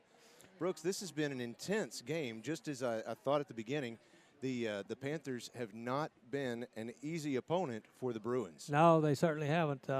We talked a little bit, or I did a little bit with Coach Thrash and before the game started, and he said this was going to be definitely a different ball game than what we've had before, and this team has really stepped up to the plate and given the Bruins a lot of competition, and really it's good for us because, we're going to face some tough competition down the way, and that'll be good for us. We are, absolutely. We get back next week to conference play as we go home to take on J.A. Fair.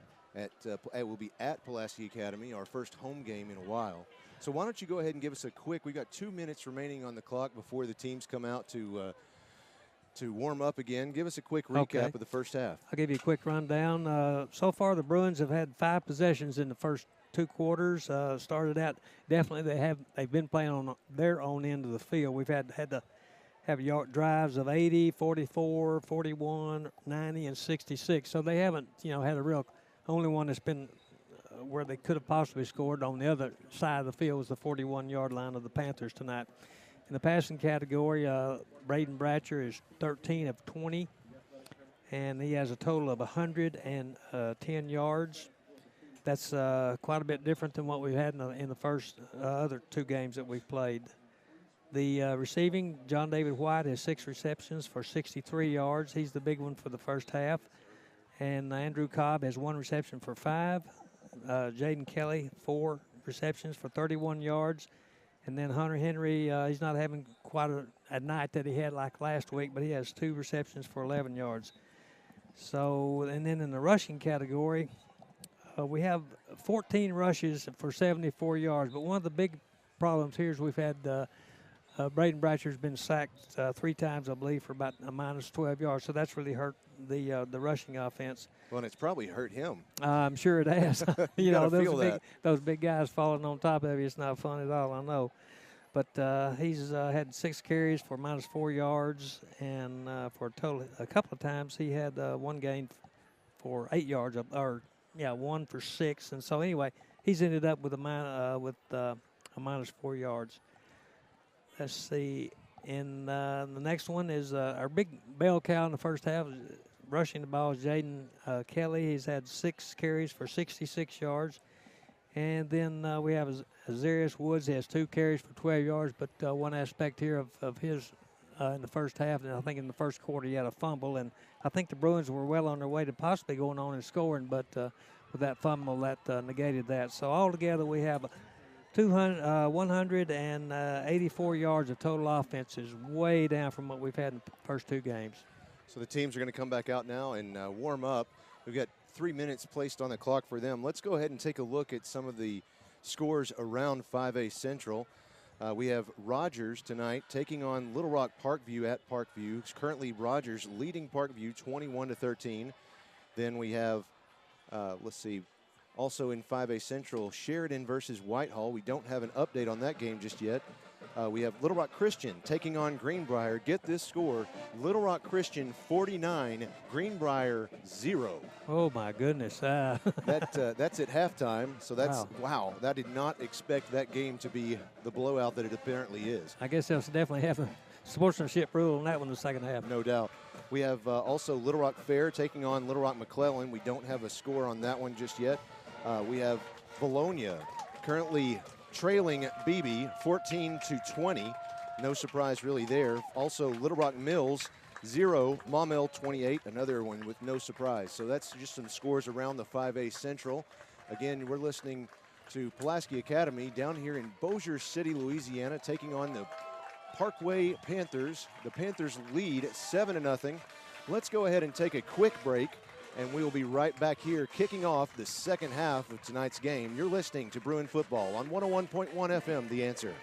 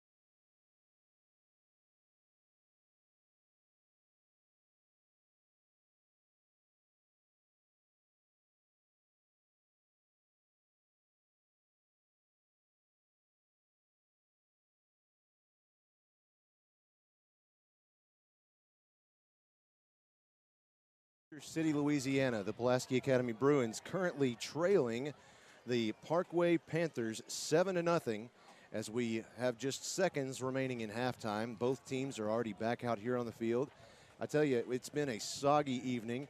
We've got lots of Bruin fans, lots of Bruin faithful that made the trip down here to Bossier City, and we've got probably a couple thousand fans for the Panthers across the way. And everyone is excited about this game, and they've got good reason to be. Understandably, I imagine it's been a long time since the Bruins have been held scoreless in a half. Certainly an unusual position for them to be in. We appear to be dodging quite a bullet here. There's a lot of rain moving all around us, but somehow it is staying away from this particular area of Louisiana, and for that we're thankful. No doubt. Well, we've got lots of a nice breeze has kicked up just in the last 10 minutes or so, and so it feels quite nice. It's right about 75 degrees here at Parkway High School at the Panther High Stadium. So now we get ready for the Bruins to kick off to the Panthers. Of course, they won the toss and received in the first half. So now Clay James is out there to kick off for the Bruins. He has the ball laying on the ground on its belly. There's the onside kick, and it's fielded immediately by number 21 of the Panthers. That's Brady Norcross, doing a good job of just dropping on that ball. Yes, he did. That's unfortunately the first time we've gotten to see the onside kick attempt by the Bruins tonight. And it looked like the Panthers were well prepared for it with their hands team out there, ready to jump on the ball wherever it ended up. So now the Panthers take the ball on the Bruins' 48-yard line. It's first down, 10 yards to go, 11:58 on the clock. And they line up. They've got their play from the sideline. They're all lining up now, taking their time. 14-13 on the play clock. It's counting down. They've got number 5, their quarterback, Amani Larry, in the under center. He has a shovel pass immediately to number 5, Jamal Asbury, who runs up the right side of the field and is stopped at the 40-yard line by number 15 of the Bruins, Zach White. There was no misdirection or confusion or anything on that play. It was just a straightforward pitch to the right, run up the right side of the field and pick up as many yards. Unfortunately, it was about 8 of them. So we're looking at 2nd and 2 for the Panthers from the Bruin 40. There's the snap. Handoff immediately again to Jamal Asbury, and he is stopped at the line of scrimmage. Nothing gained on that play. 3rd down and 3 yards to go.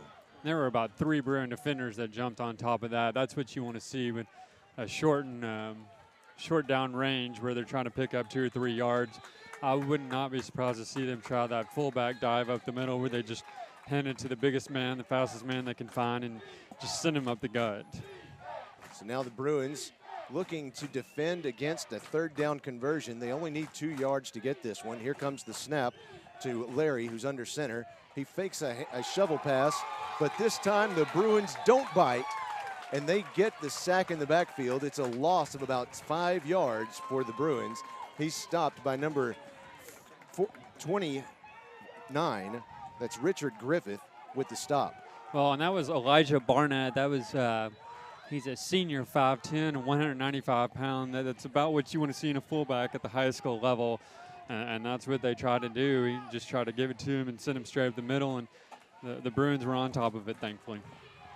So now we have 4th down, 3 yards to go. They only lost 1 yard on that play. It looked like a little more than that. 10:09 on the clock and counting.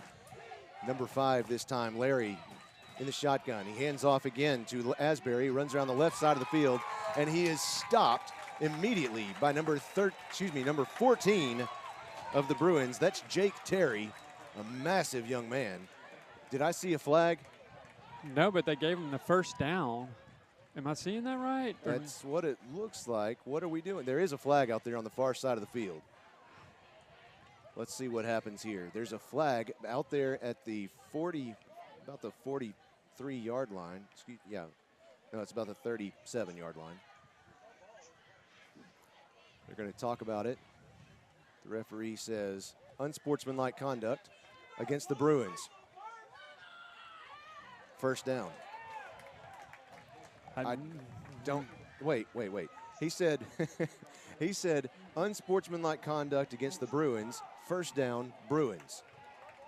Okay, so it was after the play. They'd already forced the turnover on downs, so the ball was dead. It's a dead play. That means that they lose the yards after, and so they're going to start, I guess. Now, I don't know if it's going to be a 1st and 10 situation pushback or a 1st and 20. It looks like it's going to be 1st and 10. Yeah. Okay, so that lost them a few yards there, but they still keep the ball. So they've placed the ball at the Bruins' 25-yard line. That's where the Bruins will start this drive.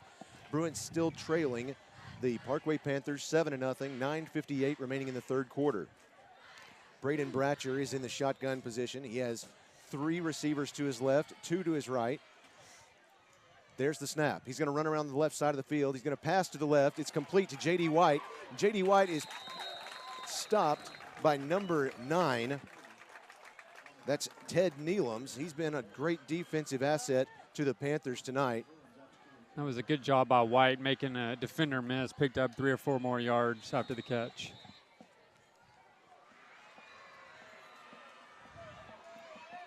And that is number 21, Jaden Kelly. He had a lot of room on the left side. I mean, there was not a Panther. Hey, we're dead. We're dead. We're dead.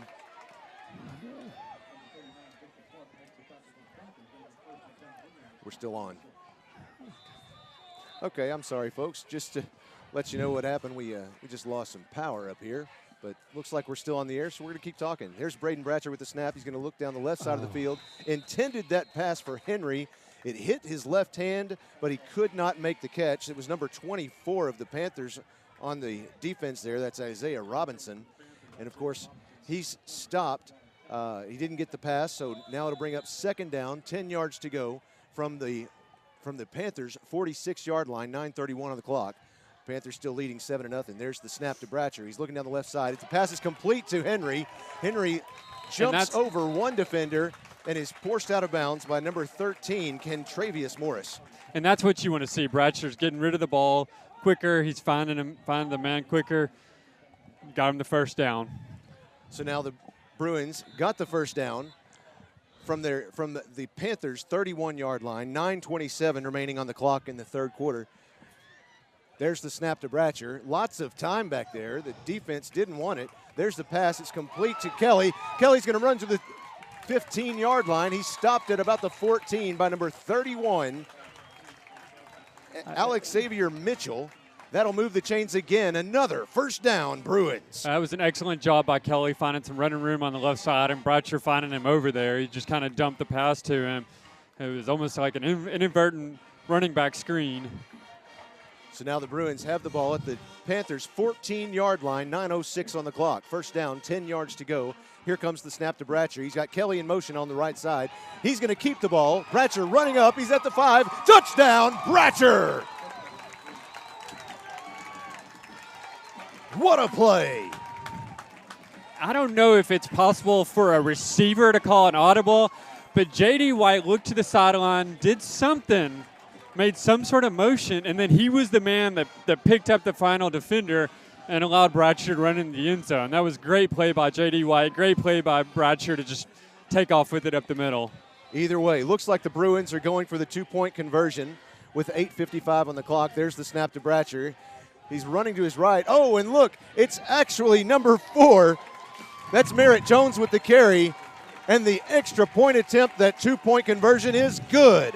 So now the Bruins with 8:55 leading in the third quarter, 8-7. We got a ball game.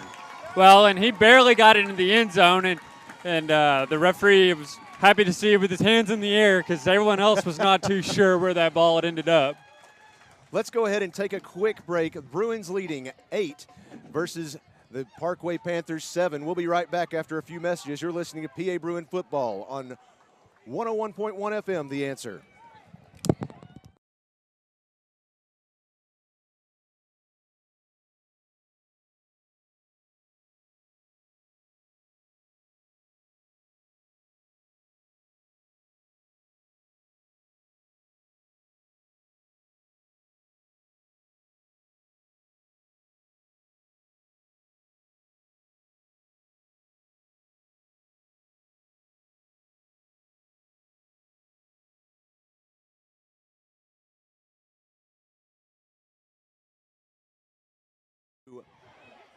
Bossier City, Louisiana. There's the kickoff. It's received by number 2, and he's going to finally get tripped up. It looked like he was going all the way, but my goodness, he almost returned that kickoff. That's number 2, Elijah Barnett, and he returned that almost for a touchdown. That was unfortunate.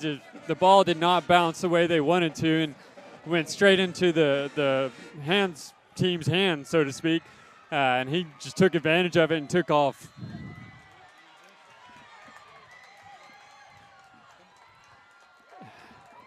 And it looks like the Bruins managed to stop him on first down. Looks like they may have picked up a yard or two, but we're looking at second down and goal from the 5-yard line. So we're looking for a goal line stand here. Sorry. It's hard not being able to hear each other. You can't really help but interrupt every once in a while. That was Fuda Shinkawa on that stop. Thank goodness for him out there. Looks like that was was number 2 again, Barnett, the same one who just fielded that kickoff. And Barnett was able to make some yardage on that one, but not quite getting the first down, or excuse me, the touchdown. There's 3rd down, 1 yard to go from the 3-yard line. It's a big play here for the Bruins if they can. Okay. There's. And that's a touchdown for the Panthers. Number 5, Amani Larry, the quarterback, managed to find some open room on the right side of the field and was able to run in untouched.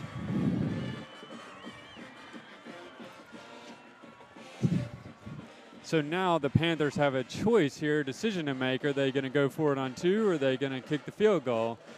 It looks like they are going to go for it on go for 2 points here. They're leading 13-8 with 7 minutes and 33 seconds in the half, or in the quarter. How's your headset now?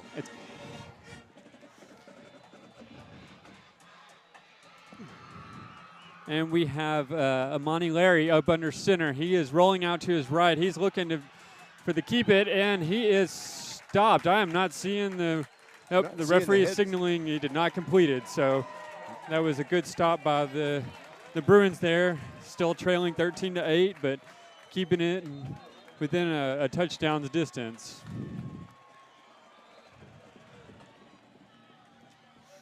And the referee is signaling. We have a player injured on the field. It looks like it is a Panther player on the Bruins sideline. And the medical staff is attending to him. So I believe we're going to take a timeout, Ortho Arkansas timeout. That's right. Let's take an injury timeout on the field. We've brought to you by Ortho Arkansas. We'll be right back in 30 seconds. You're listening to Bruin Football on 101.1 FM, The Answer.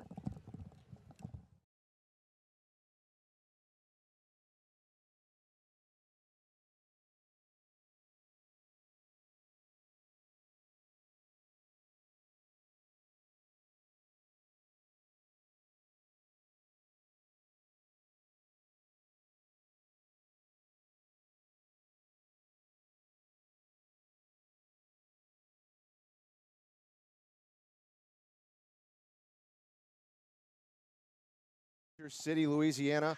That last drive for the Bruins was a 6-play, 75-yard drive.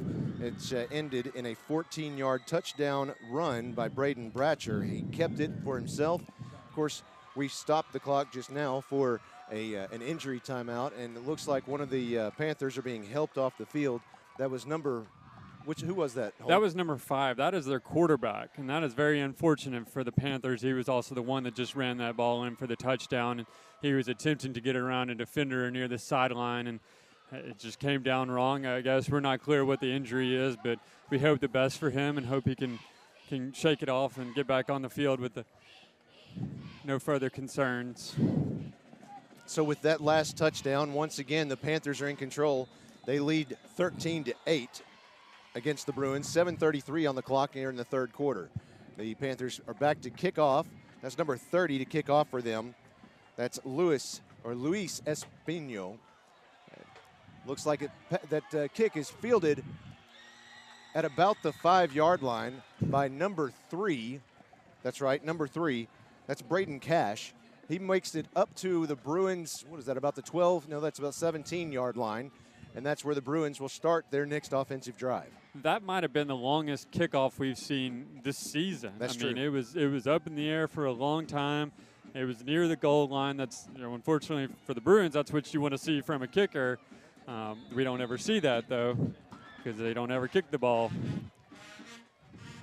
So there's the snap to Bratcher. He's looking down the left side. He's going to pass to Kelly. Kelly runs around the middle. He's got some help, but he is stopped right at the Bruins' 31-yard line. That's enough to move the chains. First down, Bruins. Oh, and he had Thomas Vaughn in front of him, and unfortunately he just was running too fast and caught up with them. He had that blocker, but it just was going too fast, which unfortunately is going to happen a lot with an lineman and a running back. And you can go places if you've got Thomas Vaughn in front of you. He is a big sack of laundry. Bratcher looking to the sidelines. Here's the snap. He's going to pass to his left. It's complete to Henry, and he's stopped immediately by number 17. That's DeMarcus Henson. Looks like no gain on the play. That'll bring up 3rd down and 10. That is actually incomplete. It looked like he had the ball and then it dropped. It just hit him in the numbers and dropped below. He must have heard footsteps because he just he got rattled. Yep. So here comes again Karong. There was a 2nd down, 10 yards to go from the Bruins' own 31-yard line. 6:58 on the clock. There's the snap. Kelly with the handoff. He's going to run it right up the middle, and he's carried on the back of number 31, Xavier Mitchell, before he's finally placed down very gently on the turf at the 45-yard line. And unfortunately, let's see, we've got one Bruin shaken up on the play, but he's right back up on his feet. That's Wesley Coleman. You can't afford to lose your left tackle right then. No, he's one of the guys that protects your quarterback's back. And I love the part about that play was the running back. Bratcher just gave the quarterback just gave the running back a little shove as he was going forward to give him some help. There's a pass to the left side to Hudson Henry. Hudson Henry. We'll get one of them right. Hudson Henry. And apparently you just need to throw the ball away from him because that one actually was out in front of him, and he reached out and brought it in for the 1st down. Another moving of the chains for the Bruins, a 1st down. Here comes the snap to Bratcher. He's got 3 receivers wide right, except this time he's got Kelly in motion. There's Kelly up the left side, and he's going to be forced out of bounds at about the 35-yard line of the Panthers, and that'll give the Bruins a 2nd down, about 7 yards to go. Kelly kind of bobbled that ball on the handoff, so he was lucky to hang on to it and pick up some positive yardage there. We've got batteries dying left and right over here. Losing our lights. Losing our headsets. That's all right. We'll make do. We've got 2 receivers left, 2 receivers right, and this time in the backfield with him, he has number 34. That's Blake Titus. And looks like he found Henry on the left sideline. Going to be enough for a 1st down right near the 29-yard line of the Panthers. I was looking at Titus running right up the middle, and I was watching him to see that was going to be the intended receiver, but obviously not. Very unusual play call there. You don't ever see him right next to Bratcher out there. That's true. So now we have 3 receivers wide right, 2 left. There's the snap. Bratcher looking to his left. He's going to scramble to the left, out of the pocket, running right out of bounds at about the 27-yard line. That'll bring up 3rd down and about 7 yards to go. That was a good job by Bratcher there to just scramble and pick up the yards he could. There were men in the backfield looking to bring him down like they had multiple times during the 1st half. So Bratcher's back in the shotgun, got him 1 man with him, and he hands off to Kelly, and Kelly has running room. He's up the middle, the 10, the 5, touchdown, Kelly! Nice little scramble there for the Bruins, right up the middle, getting it into the end zone. Outstanding. 6:01 remaining in the 3rd quarter. The Bruins up currently by 1. Let's see what they do here. Yeah, they're probably going to go for 2 because 2 puts them about 3 points ahead, which means a field goal would tie it. They're going to kick it. They're going to kick it. Interesting. They've got number 8, Clay James, out there to kick the extra point attempt, but they have there's a couple of referees that want to talk about something first. They're probably explaining the possible offsides that the Bruins like to try to draw in these type of situations. That's true. They do like to do it. Let's see if they can catch those Panthers offsides here. There's the whistle, looking for the snap. And boom goes the dynamite. They caught him offsides that time. So now the question is, are the Bruins going to go ahead and go for 2? Or yes, they will. There goes the we've got number 5, J.D. White. You got Braden Bratcher heading back out there. You've got Henry heading back on the field. They're going for 2. So it was just a ploy to try to get those extra yards, get them that much closer for the 2-point conversion. Got fire trucks passing through the parking lot very slowly with their lights on. Not sure what that's about. Doesn't look like it's anything of our concern, but quite distracting nonetheless. Now we've got Bratcher in the shotgun. Behind him is number 21, Kelly. He's going to look around the left side, pass. It's up, it's incomplete. It was intended for Henry. He was well covered by number 31, of the Panthers. That's Xavier Mitchell. So with that, the Bruins will lead by 1 point with 6:01 remaining in the third quarter. The Bruins leading 14-13. We'll be right back after this. You're listening to Pulaski Academy Bruin football on 101.1 FM, The Answer.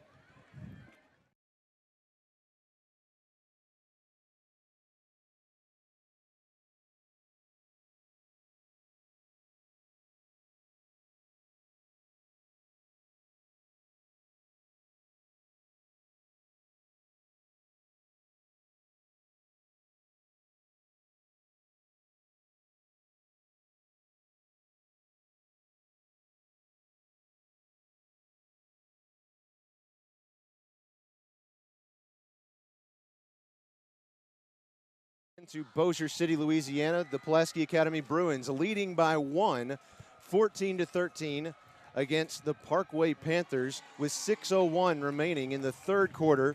Want to say big hello to one of my coworkers. She's actually our managing director and executive vice president, Cindy Ashcraft. Is she out there? She might be out there listening tonight. She's from Bossier City, and parents just live a couple of blocks away. She'll be heading down this way tomorrow, I believe, and good to see, good to make that connection. That last drive for the Bruins was an 8-play, 82-yard drive that resulted in a 27-yard touchdown run by Jaden Kelly. It only took 1 minute and 27 seconds off the clock. And, of course, in this game, I say only 1:27. But, you know, we're used to seeing the Bruins score with under a minute off the clock. And that has not been the case tonight. This Panthers defense has been a good match for the Bruins. Well, the Bruins clearly have seen something in the defense, though, in the second half, because they've come storming right back to take the lead twice now. And they've done it with a very well-balanced offense. They've hit them with the run, pass to the sideline, run up the middle, and just back and forth, keeping them off balance. So here comes number 8 for the Bruins.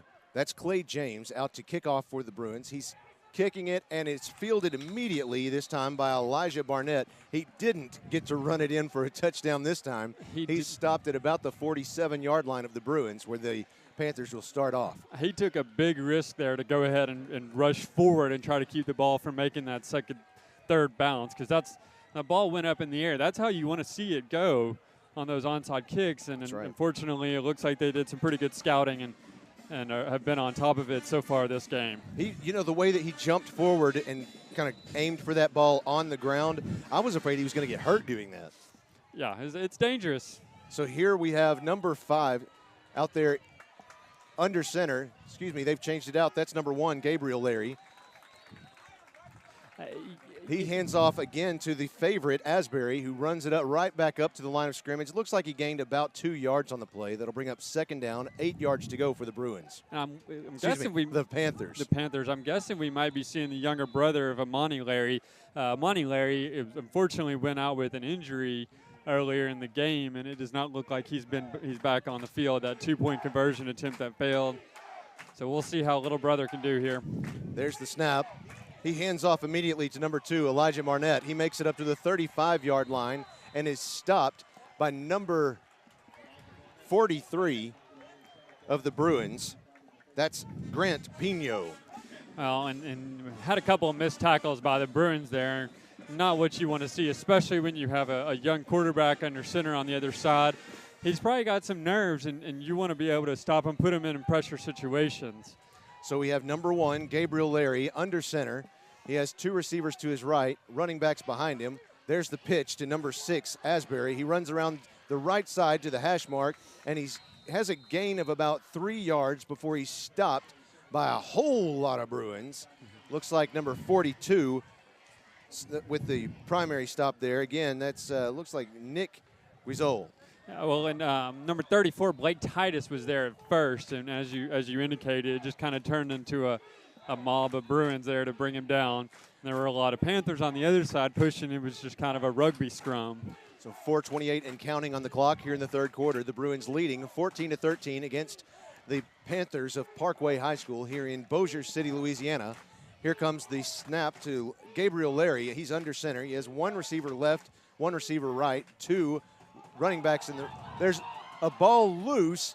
However, somehow the Panthers gained on that play. I think they even moved the chains for the first down. They did. They sure did.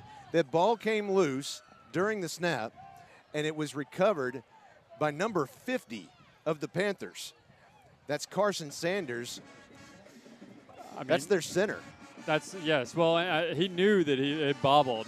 He must have known, but once again, you had that young quarterback under center, and clearly just wasn't expecting the snap, and it must have popped out of his hands and gone straight forward. I've never seen a ball bounce that far forward under the center. You know, Bob Ross would be happy. That was not a mistake. That was definitely a happy accident. There's the snap.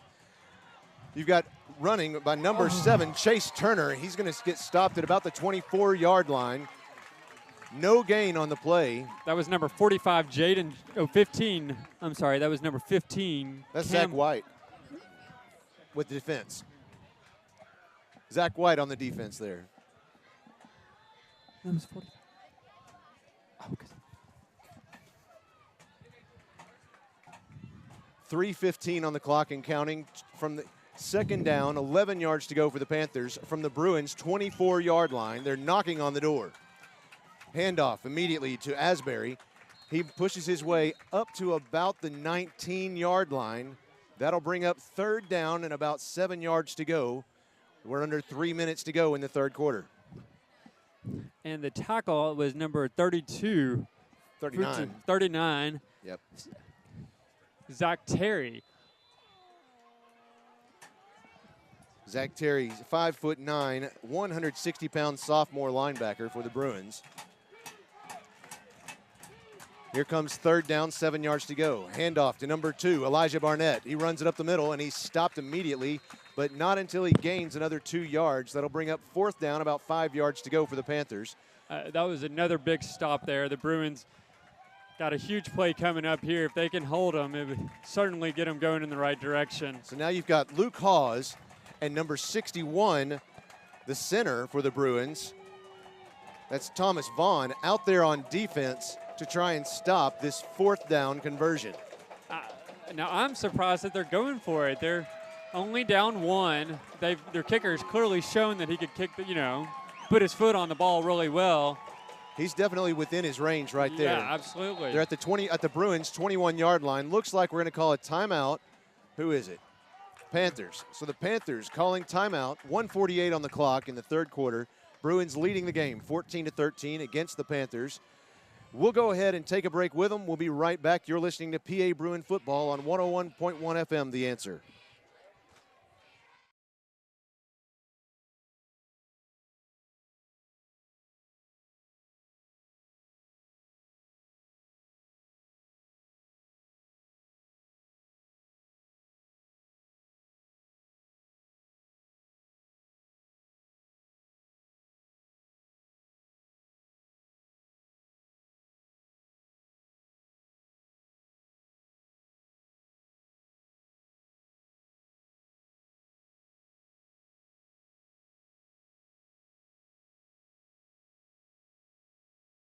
Louisiana, the Pulaski Academy Bruins leading the Parkway Panthers 14-13, 1 minute 48 seconds remaining in the third quarter. The Bruins currently defending the ball. Thomas Vaughn is back out there again on defense. Yeah, you've got Thomas Vaughn, you've got Luke Hawes, who's typically I believe he's a right tackle. This is putting a lot of faith in that young quarterback to try to make the first down. They are not kicking it. So here's the snap. He's going to carry around the left side of the field. He's going to get stopped. Looks like he is stopped at about the 16-yard line, the original line of scrimmage even. They're signaling first down. I don't understand how. It looks like we're going to need a measurement here. Number 8 of the Bruins with the defensive stop there. That's Clay James. The official says that is a first down. Wow. That is a very generous spot if that's a first down. So it's first and goal.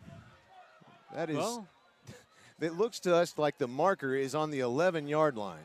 Looks to me anyway. It looks like the ball is on the 12 or 13-yard line. But hey, we'll go ahead and play it. 1:30 on the clock in the third quarter. 1st and 10 for the Panthers. There's the snap. He's going to hand off to number 6, Asbury. He runs around the left side of the field, and he's wrapped up immediately by number 15 of the Bruins. That's Zach White. That was a real good play by White to pick him up there, and I believe you call it an open field tackle. He was the only man that was really there to stop him, and he did a good job of bringing him down. And got 2nd down and 7 with the clock ticking down. Got under a minute in the third quarter with the Panthers threatening here. They're knocking on the door. They have the ball at the Bruins' 9-yard line. 2nd down, 7 yards to go for a first down. Under 48 seconds. There's the snap. He's going to pass to his right side. Oh, it's intended for number 81, Kobe Gill, but it's knocked away by Bruins number 34. That's Blake Titus out there knocking it away and saving them from that one. Well, so and Titus did not expect the ball to come his way. It was an excellent job to get a hand on it. And he could have gotten real lucky and come up with it, but we'll take the stop any way we can get it. So you have Thomas Vaughn and Luke Hawes, again, typically on offense. They come out off the defensive string there. 42.4 seconds remaining in the third quarter. 3rd down, 7 yards to go. There's the snap. Again to Asbury. Around the right side of the field. He's wrapped up immediately by number 7, Chris Connell. That was a fantastic job by Connell there. I mean, the running back was just flying up the right side of the field. And 21 seconds and counting on the clock. It looks like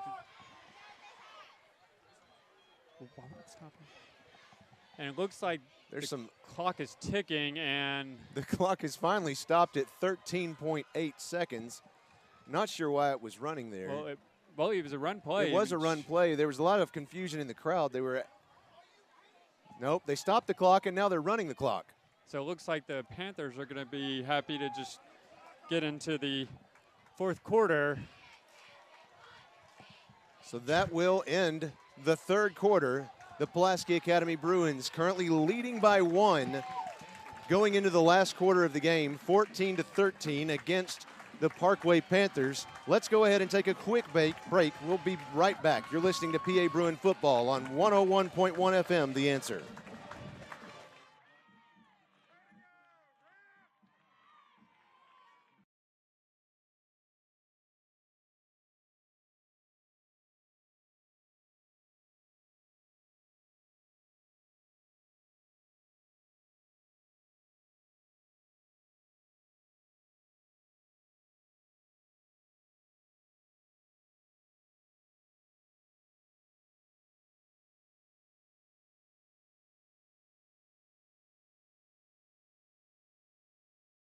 Louisiana, some lightning flashing to our left side now.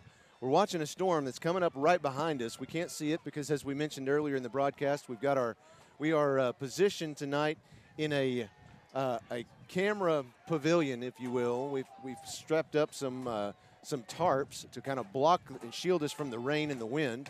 Luckily, we haven't had any rain, knock on wood, the last, ever since about the game started, about the second quarter there. Yeah. Now, looks like the Panthers are going to attempt the field goal here, which is kind of what we expected at this point with 4th down and 5 and them only trailing by 1. Here comes Luis Espino with the kick. His kick is up, and it looks good. Yes, it is. So their field goal is good. That'll put the Panthers back in the lead with 11:55 remaining in the last quarter of the game. They take the lead 16 against Pulaski Academy's 14. Well, and it looked like the Bruins were close to blocking it, or at least affecting it, and just couldn't get a fingertip on it. So hopefully they can come right back out and roll the ball up the field once again like they have the past 2 drives and take the lead right back. Look for a balanced offense once again, running and passing. Jaden Kelly seems to be finding a lot of open slots in the middle of the line to pick up extra yardage. While we have a short break here, let's go ahead and thank everyone involved in the broadcast tonight. I want to thank Chris Amsler, Christina Carroll, our video producer. We'd like to thank Brooks Beasley for providing stats. And, of course, Popeye Williams over here giving us one of our camera feeds. We've got down on the sidelines George Carroll giving us some nice cutaways so you can see all the cheerleaders and see your friends and family back home. You can get to see the folks who made it out to Bossier City. Here comes the kickoff from number 30. Again, that's Luis Espino. It's fielded by number 18. That's Dylan Allison. And he makes his way up to about the 19-yard line before he's stopped by number 30 of the Panthers. That's Espino again with the stop, it looks like. I mean, we will probably not see another kicker as good as him this year. I mean, he almost put that ball in the end zone. Just almost. I would not be surprised to see him playing on Saturdays, Saturday afternoons. Absolutely. That sounds quite possible. So now the Bruins have the possession of the ball at their own their own 20-yard line. 11:49 remaining on the clock. 16-14, the Panthers lead this game. There's the snap to Bratcher. He looks to his right. That pass, he tries to pass it over to Kelly, just kind of a little lateral pass, but it's incomplete. He had number 84 defending him over there. That's Ethan Lowe for the Panthers. So no gain on the play, that incomplete pass. That'll end up being a second down, 10 yards to go for the Bruins. Now, you indicated it was a lateral pass. Thankfully, the referees did not rule that it was because that ball was sitting right there for anyone to grab at the 4-yard line. There's the snap to Bratcher. He throws it right in front of him. Again, intended for Kelly. They're going to say it bounced off the ground, luckily, because one of the Panthers reached out and grabbed that ball. That was number 13 of the Panthers. That's Kentravius Morris with the attempt to grab that ball before it hit the ground. And that looked like a failed attempted running back screen. It looked like a few guys got in that they were supposed to, when the running back was supposed to sneak out and get the ball and have open field, but it did not work out that way. Bratcher has one receiver wide left, another one inside left, and 3 to his right. He's going to pass to the left side, intended for Nate Cumming. He tried to reach up and grab that pass at the 40-yard line. It sailed right between his hands. He had number 4, Merritt Jones, on the far left side of the field, but he didn't see that he was wide open on that end. He was looking for glory there. He saw a man streaking down the field, and if he'd thrown just a little shorter, it might have been taken off for the end zone. So now we've got Bratcher again in the shotgun. He's got number 2, Jack Polk, on the inside. He's got another receiver far left, and now we have a timeout from the officials. Not sure what we're doing here. And it looks like they're going to consult with each other. Yeah, they're going to go and talk about it out there. He says, you want to go to Taco Bell later or Burger King? Taco Bell? Okay. All right, let's go ahead and play. So, did you see any lightning? I didn't see any lightning. I didn't either. They would have called everybody off. No, I'm saying that's. Yeah. That's true. That's what they're saying. Yeah. All right. Now we're going to play. There's the whistle. Here comes the snap to Bratcher. He's in the shotgun. He's got 3 receivers running down the right side. He's looking for Henry. Incomplete. Henry leaped up in the air to grab that one, and he still didn't come down with it. The last 3 passes have been high. Mm-hmm. Yeah. And those receivers are not able to bring them in. So now the ball will turn over on downs from the Bruins' own 20-yard line. That lets the Panthers take possession of the ball already in the end zone. Or excuse me, in the red zone. And they're leading by 2 points. So it's 16-14 with 11:32 in the game. And I mean, that's the hazards of playing the very gambling style of football that the Bruins do. Hey, it's statistical. It's not gambling. Oh. There's the snap. Pitch to number 6. That's Asbury running around the right side, but he gets nothing going. He's stopped by a whole slew of Bruins, including number 43. That was Grant Pino, and he was through the line before they knew what was going on. I mean, he was on top of that running back split second after he got the ball. 6'0", 210-pound senior. My goodness, he eats a lot of bacon.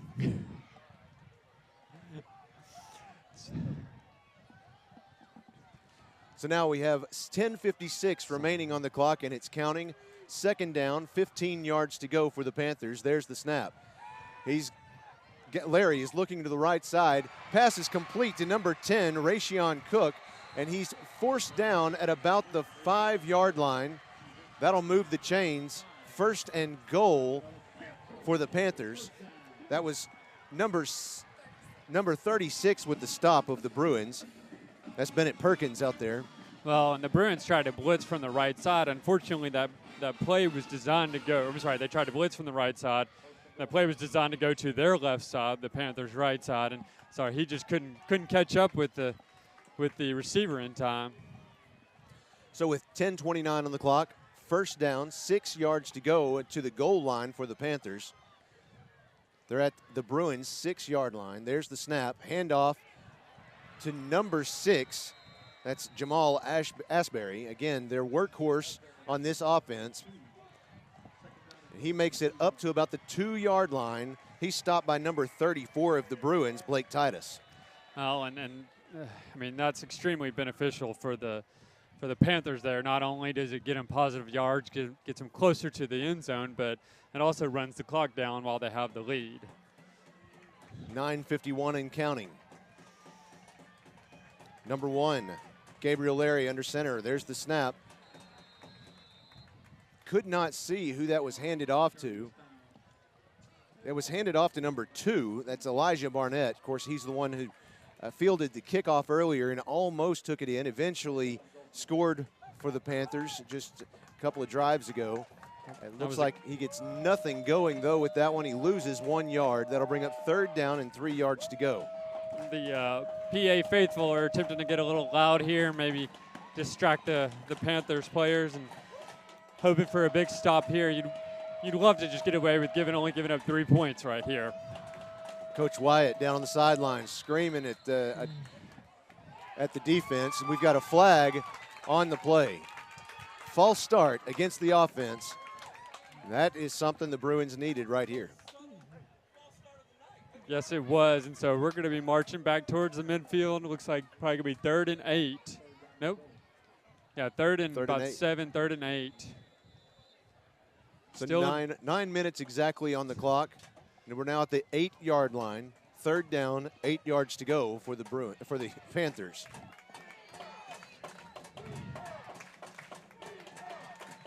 Again, Gabriel Larry under center. He's going to hand off to number 6, Jamal Asbury. He gets stopped by Bruin number 43, Grant Pino. Oh, and the Bruins sent a man in. They were blitzing again from that right side, and he forced the running back back into the middle. And Several of the Panthers are out there looking at the coach and calling for a kick. They want to send their kicker in to finish this off.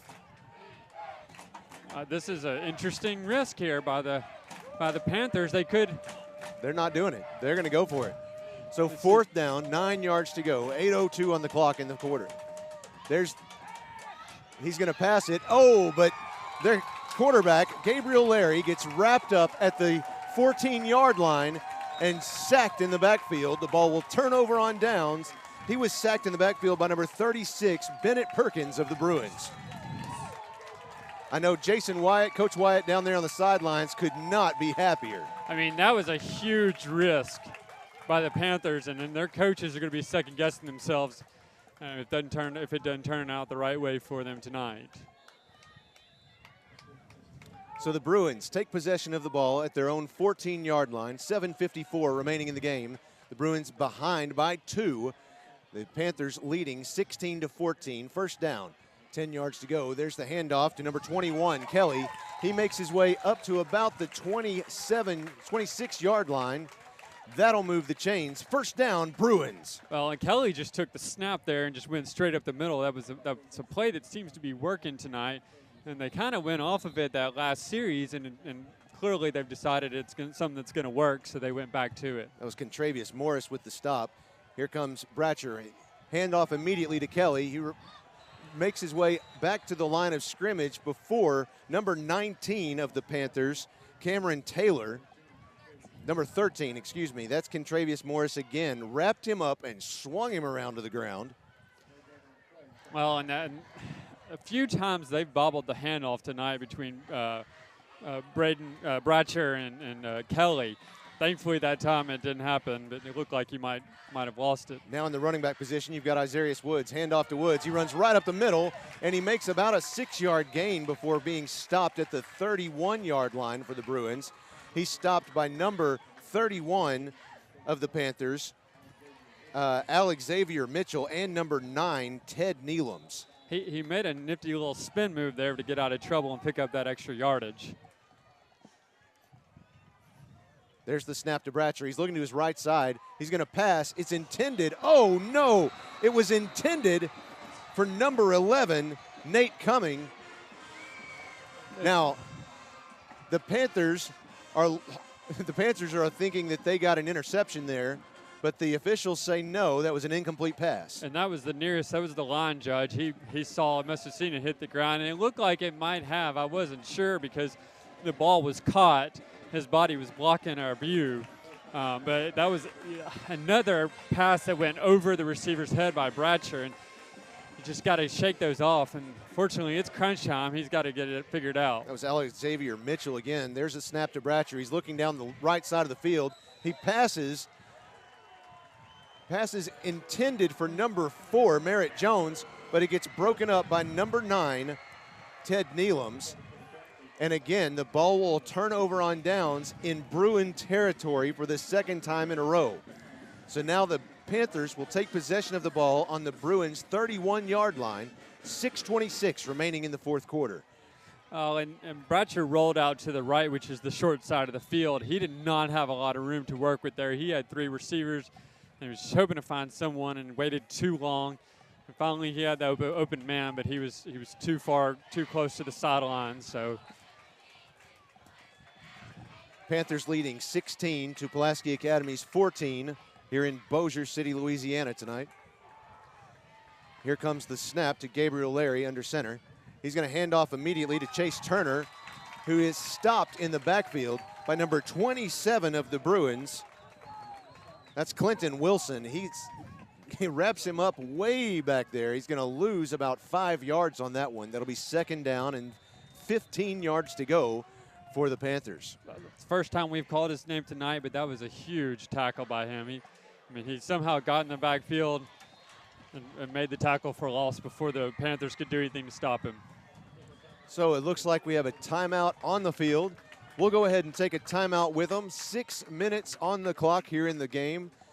Pulaski Academy behind 16-14 against the Panthers of Parkway High here in Bossier City, Louisiana. We'll be right back. You're listening to 101.1 FM, The Answer.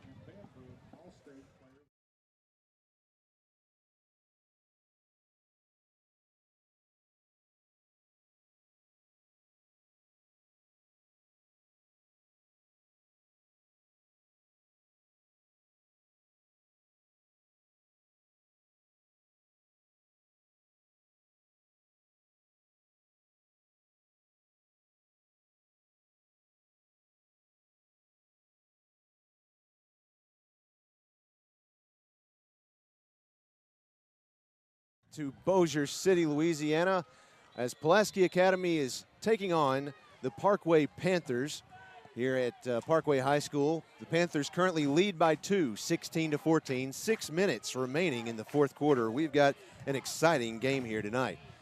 So now the Bruins defending. There's number 1, Gabriel Kelly. Pass is complete to number 10, Rayshon Cook. He runs right up the middle of the field and is stopped at about the 24-yard line by number 15 of the Bruins. That's Zach White. And so that'll bring up third down and about 4 yards to go for Parkway. Now that was a running back screen play, and there was the biggest pass that Gabriel Larry may have had in his entire career at this point, because maybe the first pass completed tonight. I'm not sure if he's seen any play time before tonight, but unfortunately that's probably giving him a little confidence going forward. So we're looking at 3rd and 3, looking for a big stop here by the Bruins. There's the snap. You've got Larry going to keep the ball, and he runs it up to about the 19-yard line and is stopped by number 15, Zach White. 14. 14? 14. That's number 14. That's right. It's Jake Terry. Larry just kind of faked a pitch to the right and then kept the ball. It was quarterback keeper to the left side, and he found some running room to pick up that first down. So the clock is ticking down. We're looking at 4 minutes and 50 seconds left, and Panthers have a first down and 10. The Bruins, if they're going to pull this off, they need to do something right now. The pitch to the right is to number 6.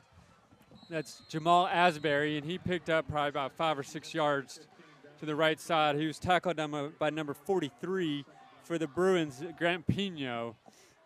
So we're looking at second down and 5 for the Panthers from the 14-yard line of the Bruins.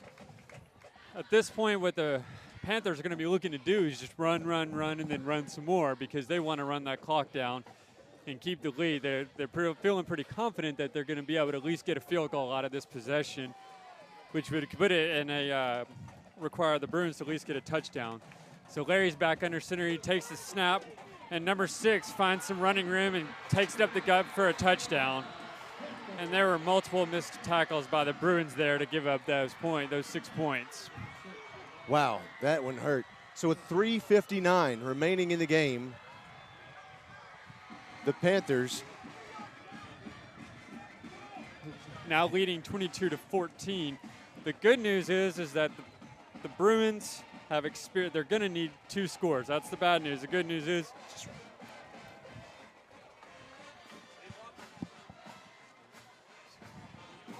oh, no, if they block this point, it will be 8 points. So they need this block point here, blocked extra point to keep it within a single possession game. And they did not get it. So the Panthers lead by 9 points, 23-14, with just under 4 minutes to go in the game. The Bruins are looking to score quick here and then get the ball back. Let's go ahead and take a quick break. You're listening to Pulaski Academy Bruin football on 101.1 FM, The Answer.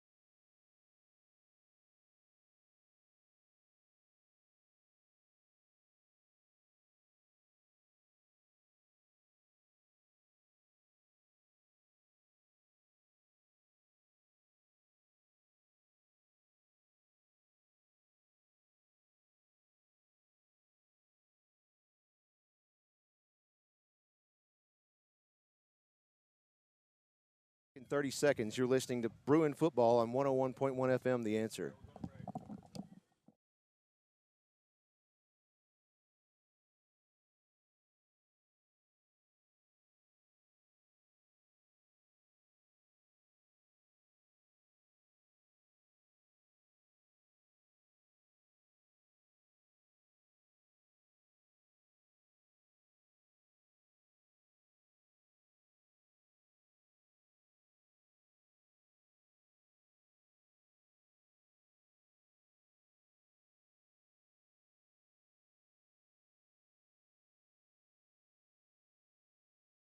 City, Louisiana, the Pulaski Academy Bruins, and the Parkway Panthers. The Panthers leading 23-14.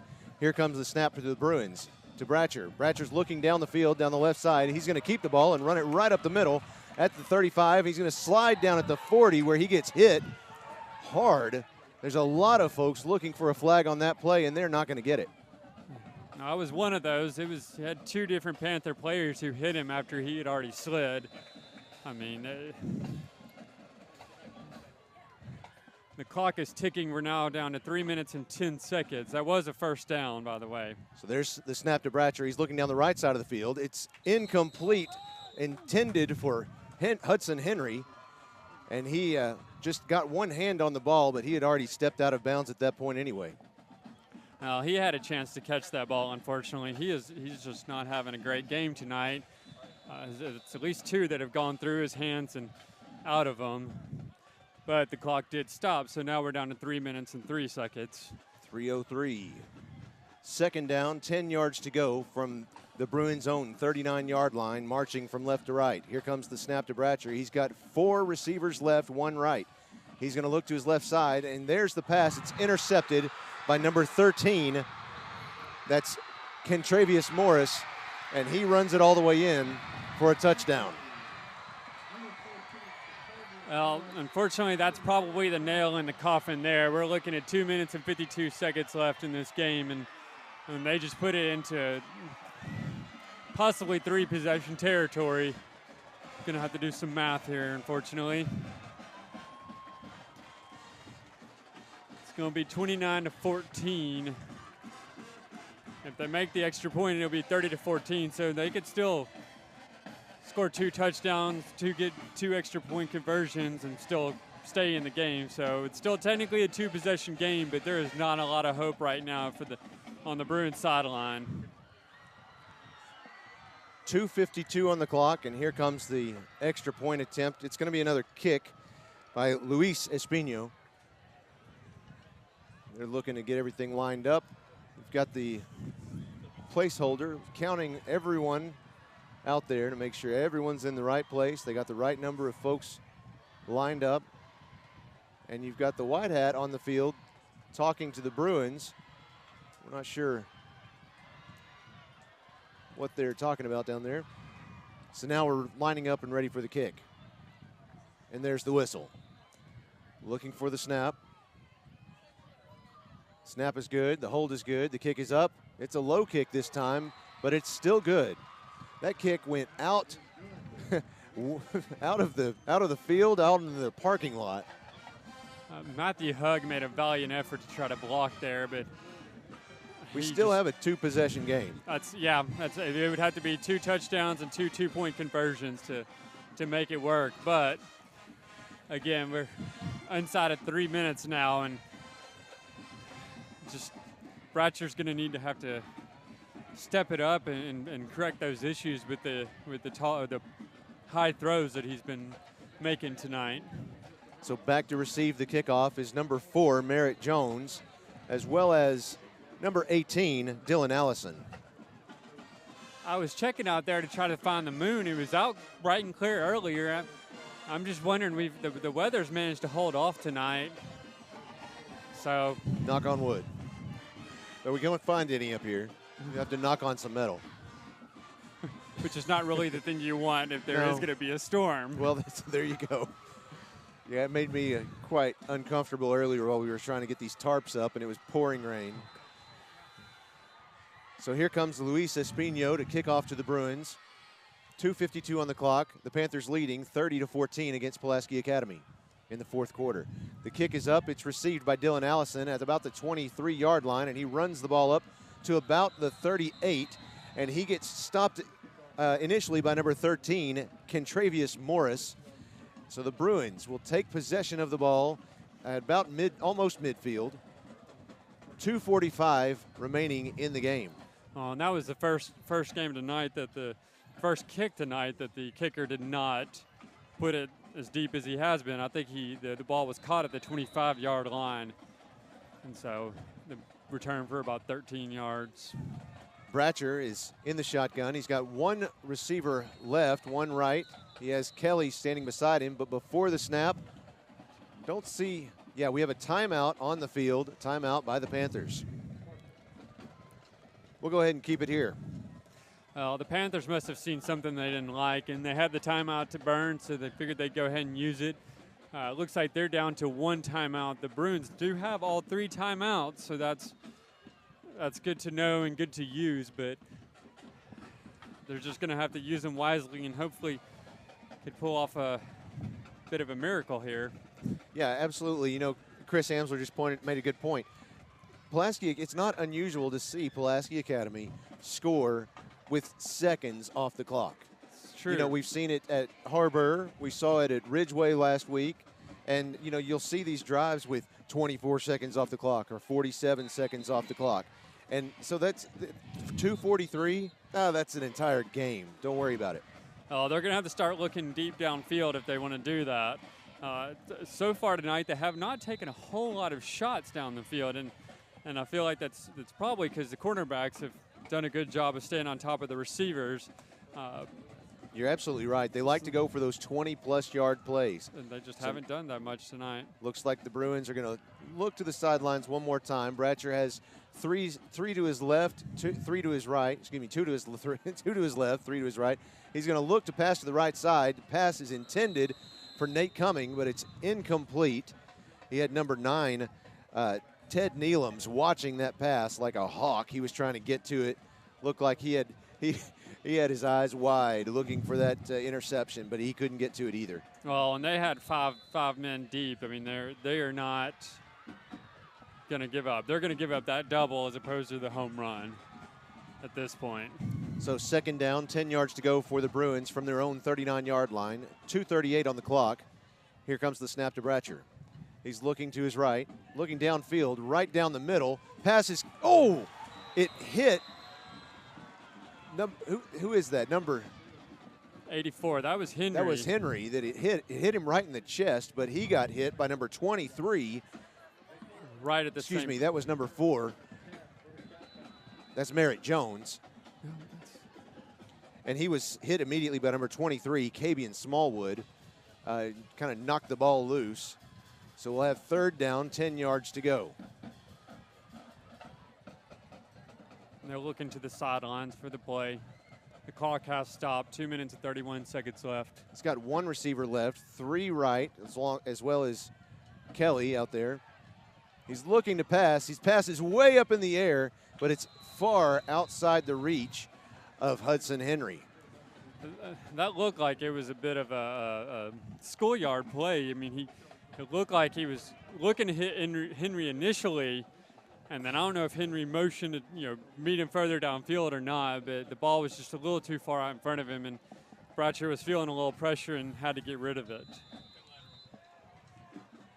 2:25 remaining in the game. Panthers leading 30-14 against Pulaski Academy. There's the snap to Bratcher. He's looking to his left side, looking deep down the field. Pass is complete to number 5, J.D. White, and he's forced out of bounds. They want a late hit call on number 4, Arthur Joseph, and number 24, Isaiah Robinson in the Panthers, but that's enough to move the chains for the Bruins. They're not going to get that penalty call, but they do get the first down. There's the snap to Bratcher. He looks again down the field, and it's received by number 10, Andrew Cobb. Another first down for the Bruins. At this point, again, they're looking to not give up that big play, but the Bruins are going to take advantage of it and pick up the 20, 30-yard chunks of territory that they have the past few plays. So first and 10 for the Bruins from the Panthers' 27-yard line. There's the snap. Handoff to Kelly. He forces it up to about the 24-yard line. Timeout. Timeout on the field by the Bruins. That's a good call. 2:06 on the clock. Let's go ahead and take a timeout with them. We have Pulaski Academy trailing the Parkway Panthers in Bossier City, Louisiana, 30-14. We'll be right back. You're listening to 101.1 FM, The Answer.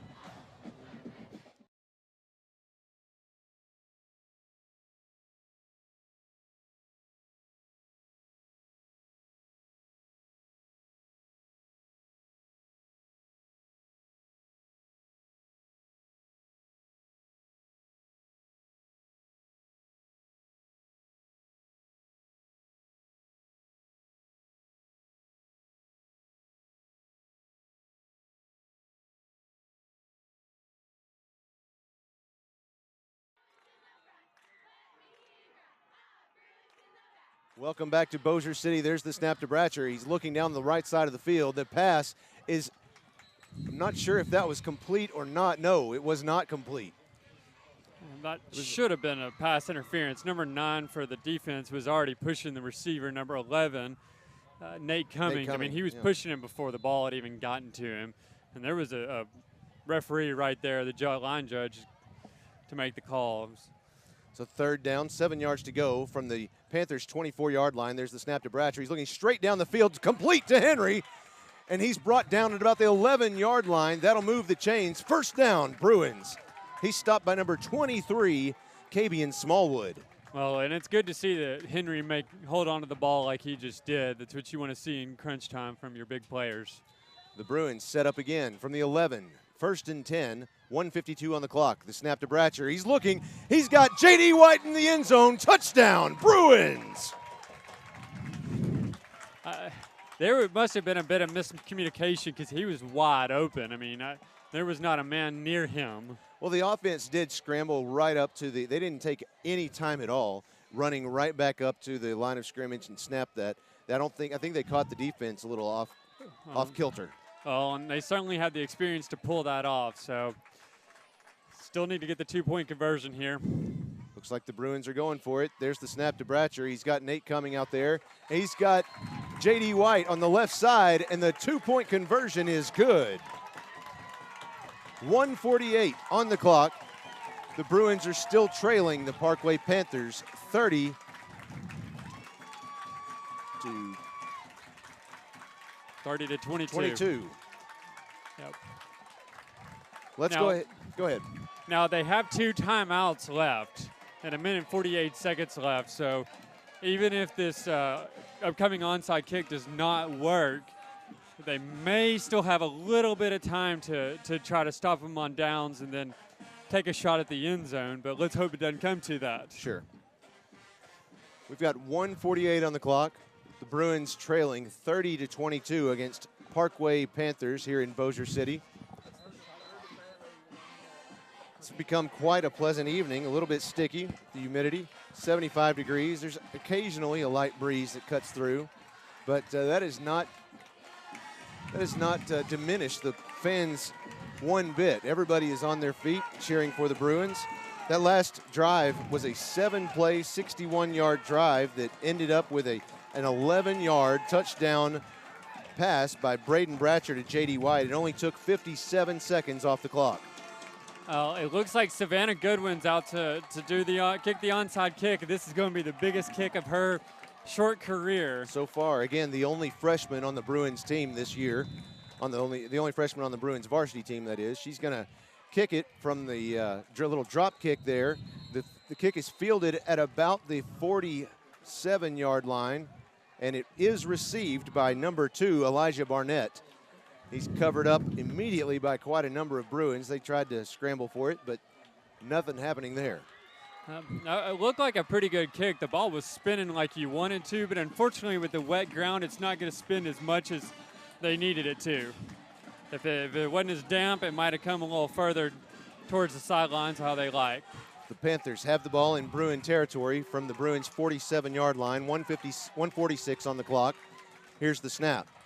He's going to hand off immediately to number 6, Asbury. He runs it straight up the middle and is stopped at the 43-yard line. And that'll be 2nd down and about 6 yards to go. Looks like it ran about 4 seconds off the clock and before they called a timeout. So got a timeout, Bruins here. 1:42 seconds left in the game. That was Bennett Perkins with the stop by the Bruins. Let's go ahead and take a quick break with them.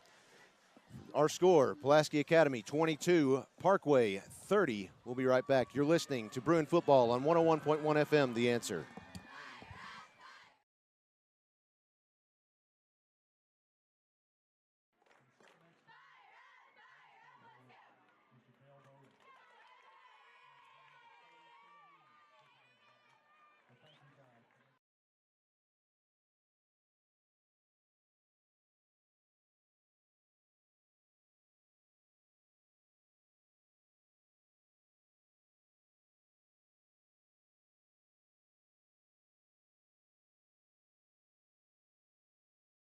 Welcome back once again to Bossier City, Louisiana, where the Bruins are taking on the Parkway Panthers. Panthers leading 30-22 with 1 minute 42 seconds remaining in the game.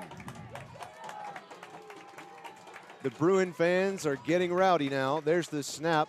He's going to hand off to Asbury, who runs it straight up the middle and is stopped about half a yard loss on the play. Looks like it'll end up being 3rd down and about 7 yards to go for the Panthers. He's stopped it by number 13, Matthew Hugg. And they have burned their final timeout, I believe, of the night. Yes, so there's, they only took 3 seconds off the clock. So they're looking for one more stop after this, and then they're going to have under a minute left probably to try to make something happen, which they certainly did with the last possession. So sure. Now the Bruins could look to tie this up with a 2-point, if they get a touchdown and a 2-point conversion, they could tie it up. We might be here a little longer. So we're going to stick around. We're not going to lose faith just yet. Nope. Lots of Bruin fans on their feet, yelling, stomping on the stands, really excited, trying to get some motivation back in the players. So we're looking for the Panthers to probably try a little misdirection like they have earlier in the game. We saw that definitely in the first quarter. A lot of that they would have several misdirections in the same play. Yeah. And I think you're right. I'm afraid they may be running a quarterback keeper to the right here, but we'll see. There's Larry with the shotgun. There's the snap. He's going to run it around the right side, and he's pushed down at about the 42-yard line by number 32 of the Bruins. That's Fuda Shinkawa. I expected him to run a little further, but he clearly was just looking to keep the ball out of the sidelines, and now the clock is just ticking. So we're going to watch it for a few seconds here. It's a minute and 10, 12, 10 seconds. The Bruin fans are going crazy that they haven't stopped the clock. Well, it was it was a run play. I'm not sure why they would. 1 minute and counting down. It's still counting. 7, 6 on the play clock. 5, 4, 3, 2, 1. They're gonna they're gonna call a timeout. It looks like, but yeah, timeout Panthers. So they took as much time off of that clock as they could, and took a timeout. 50.2 seconds remaining on the clock. We're gonna keep it right here. So it's interesting. I was looking to see if they were actually going to use their last timeout. The Panthers are now without timeouts, or if they were going to take the penalty, 5-yard penalty, with the intention of punting the ball.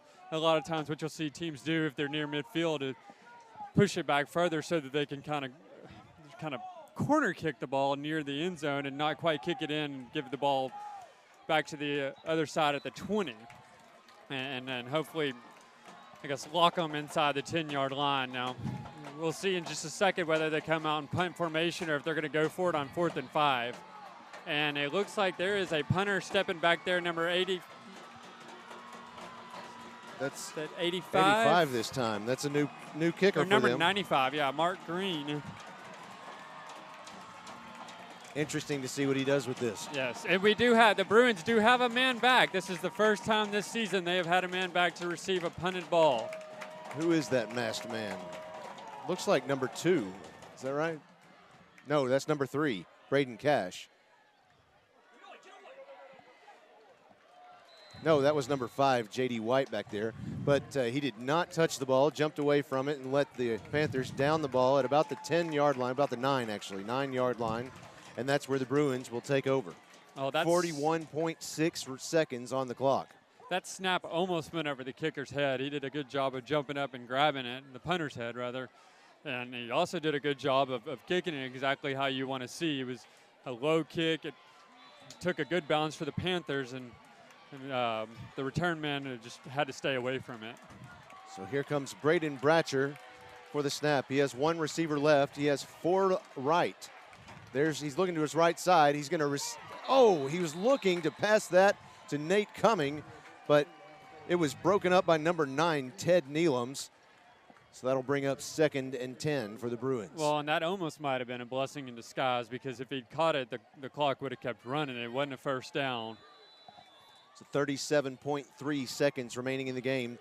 Bruins behind 30-22 against the Parkway Panthers. There's the snap to Bratcher. He's running to his left side. He's going to pass straight down, and it's intercepted by number 24, Isaiah Robinson of the Panthers.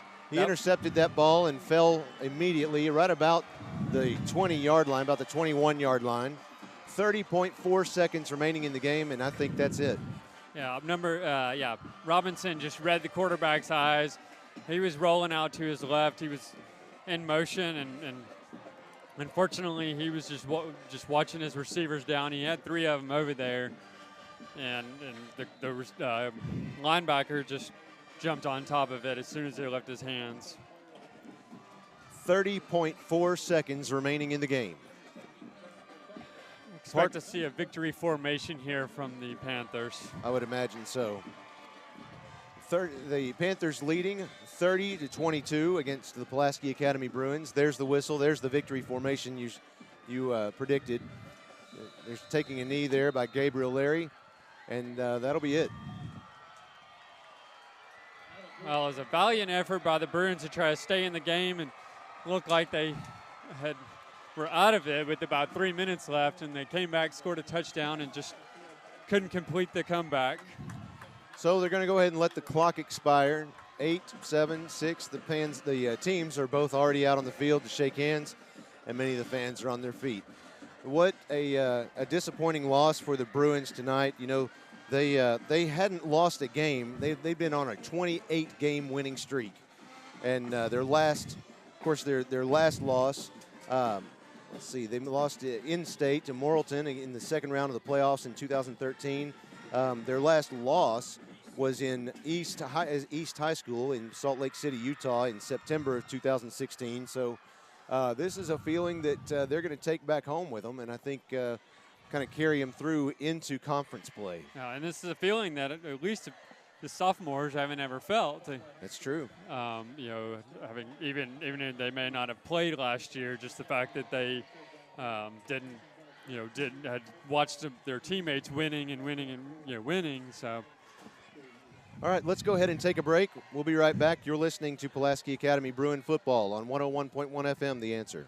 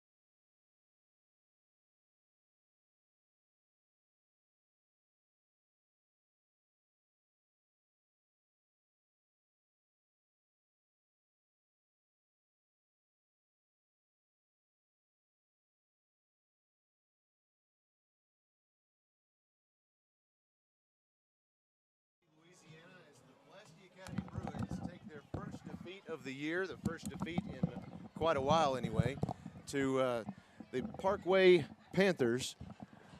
They've lost this game 30-22 against Parkway, and both teams are out on the field taking their notes from the coaches.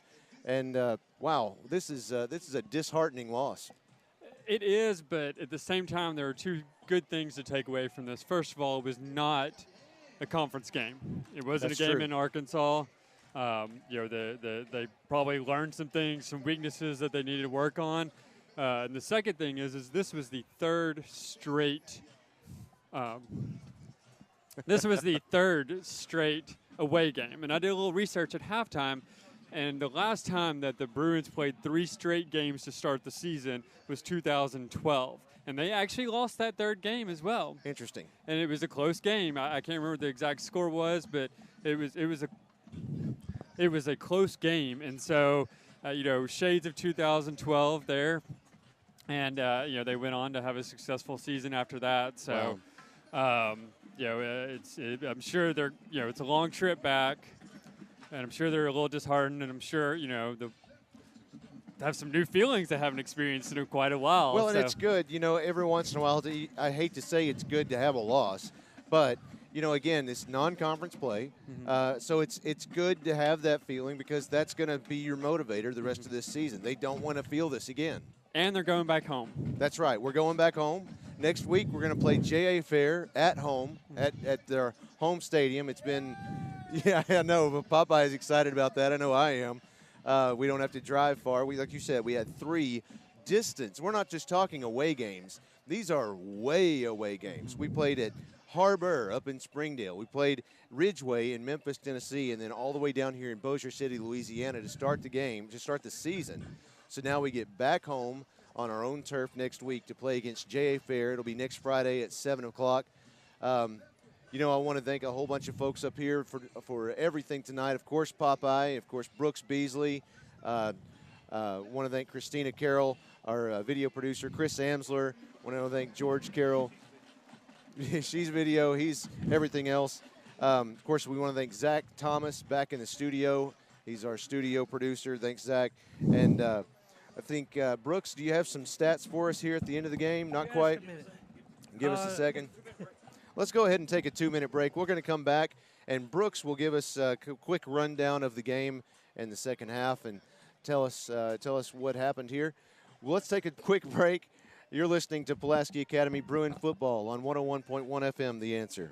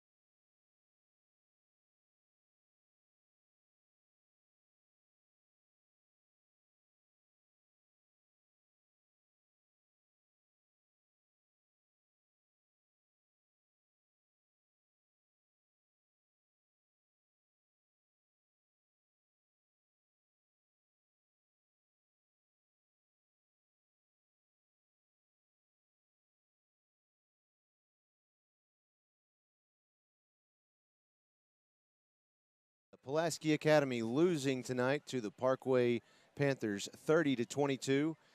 Brooks Beasley here with statistics to fill us in. Brooks, what happened tonight? Well, in other words, we lost. But anyway, that's a real rare thing for Pulaski Academy. But, you knew it was going to happen sooner or later, but at least it happened to a non-conference foe. And anyway, Parkway was a real good team. I know last year they had a couple of players that were one went to TCU, another one went to Florida State. So this program is a really a fine program. You got Evangel Christian also in this area. So, but Parkway's a real good team.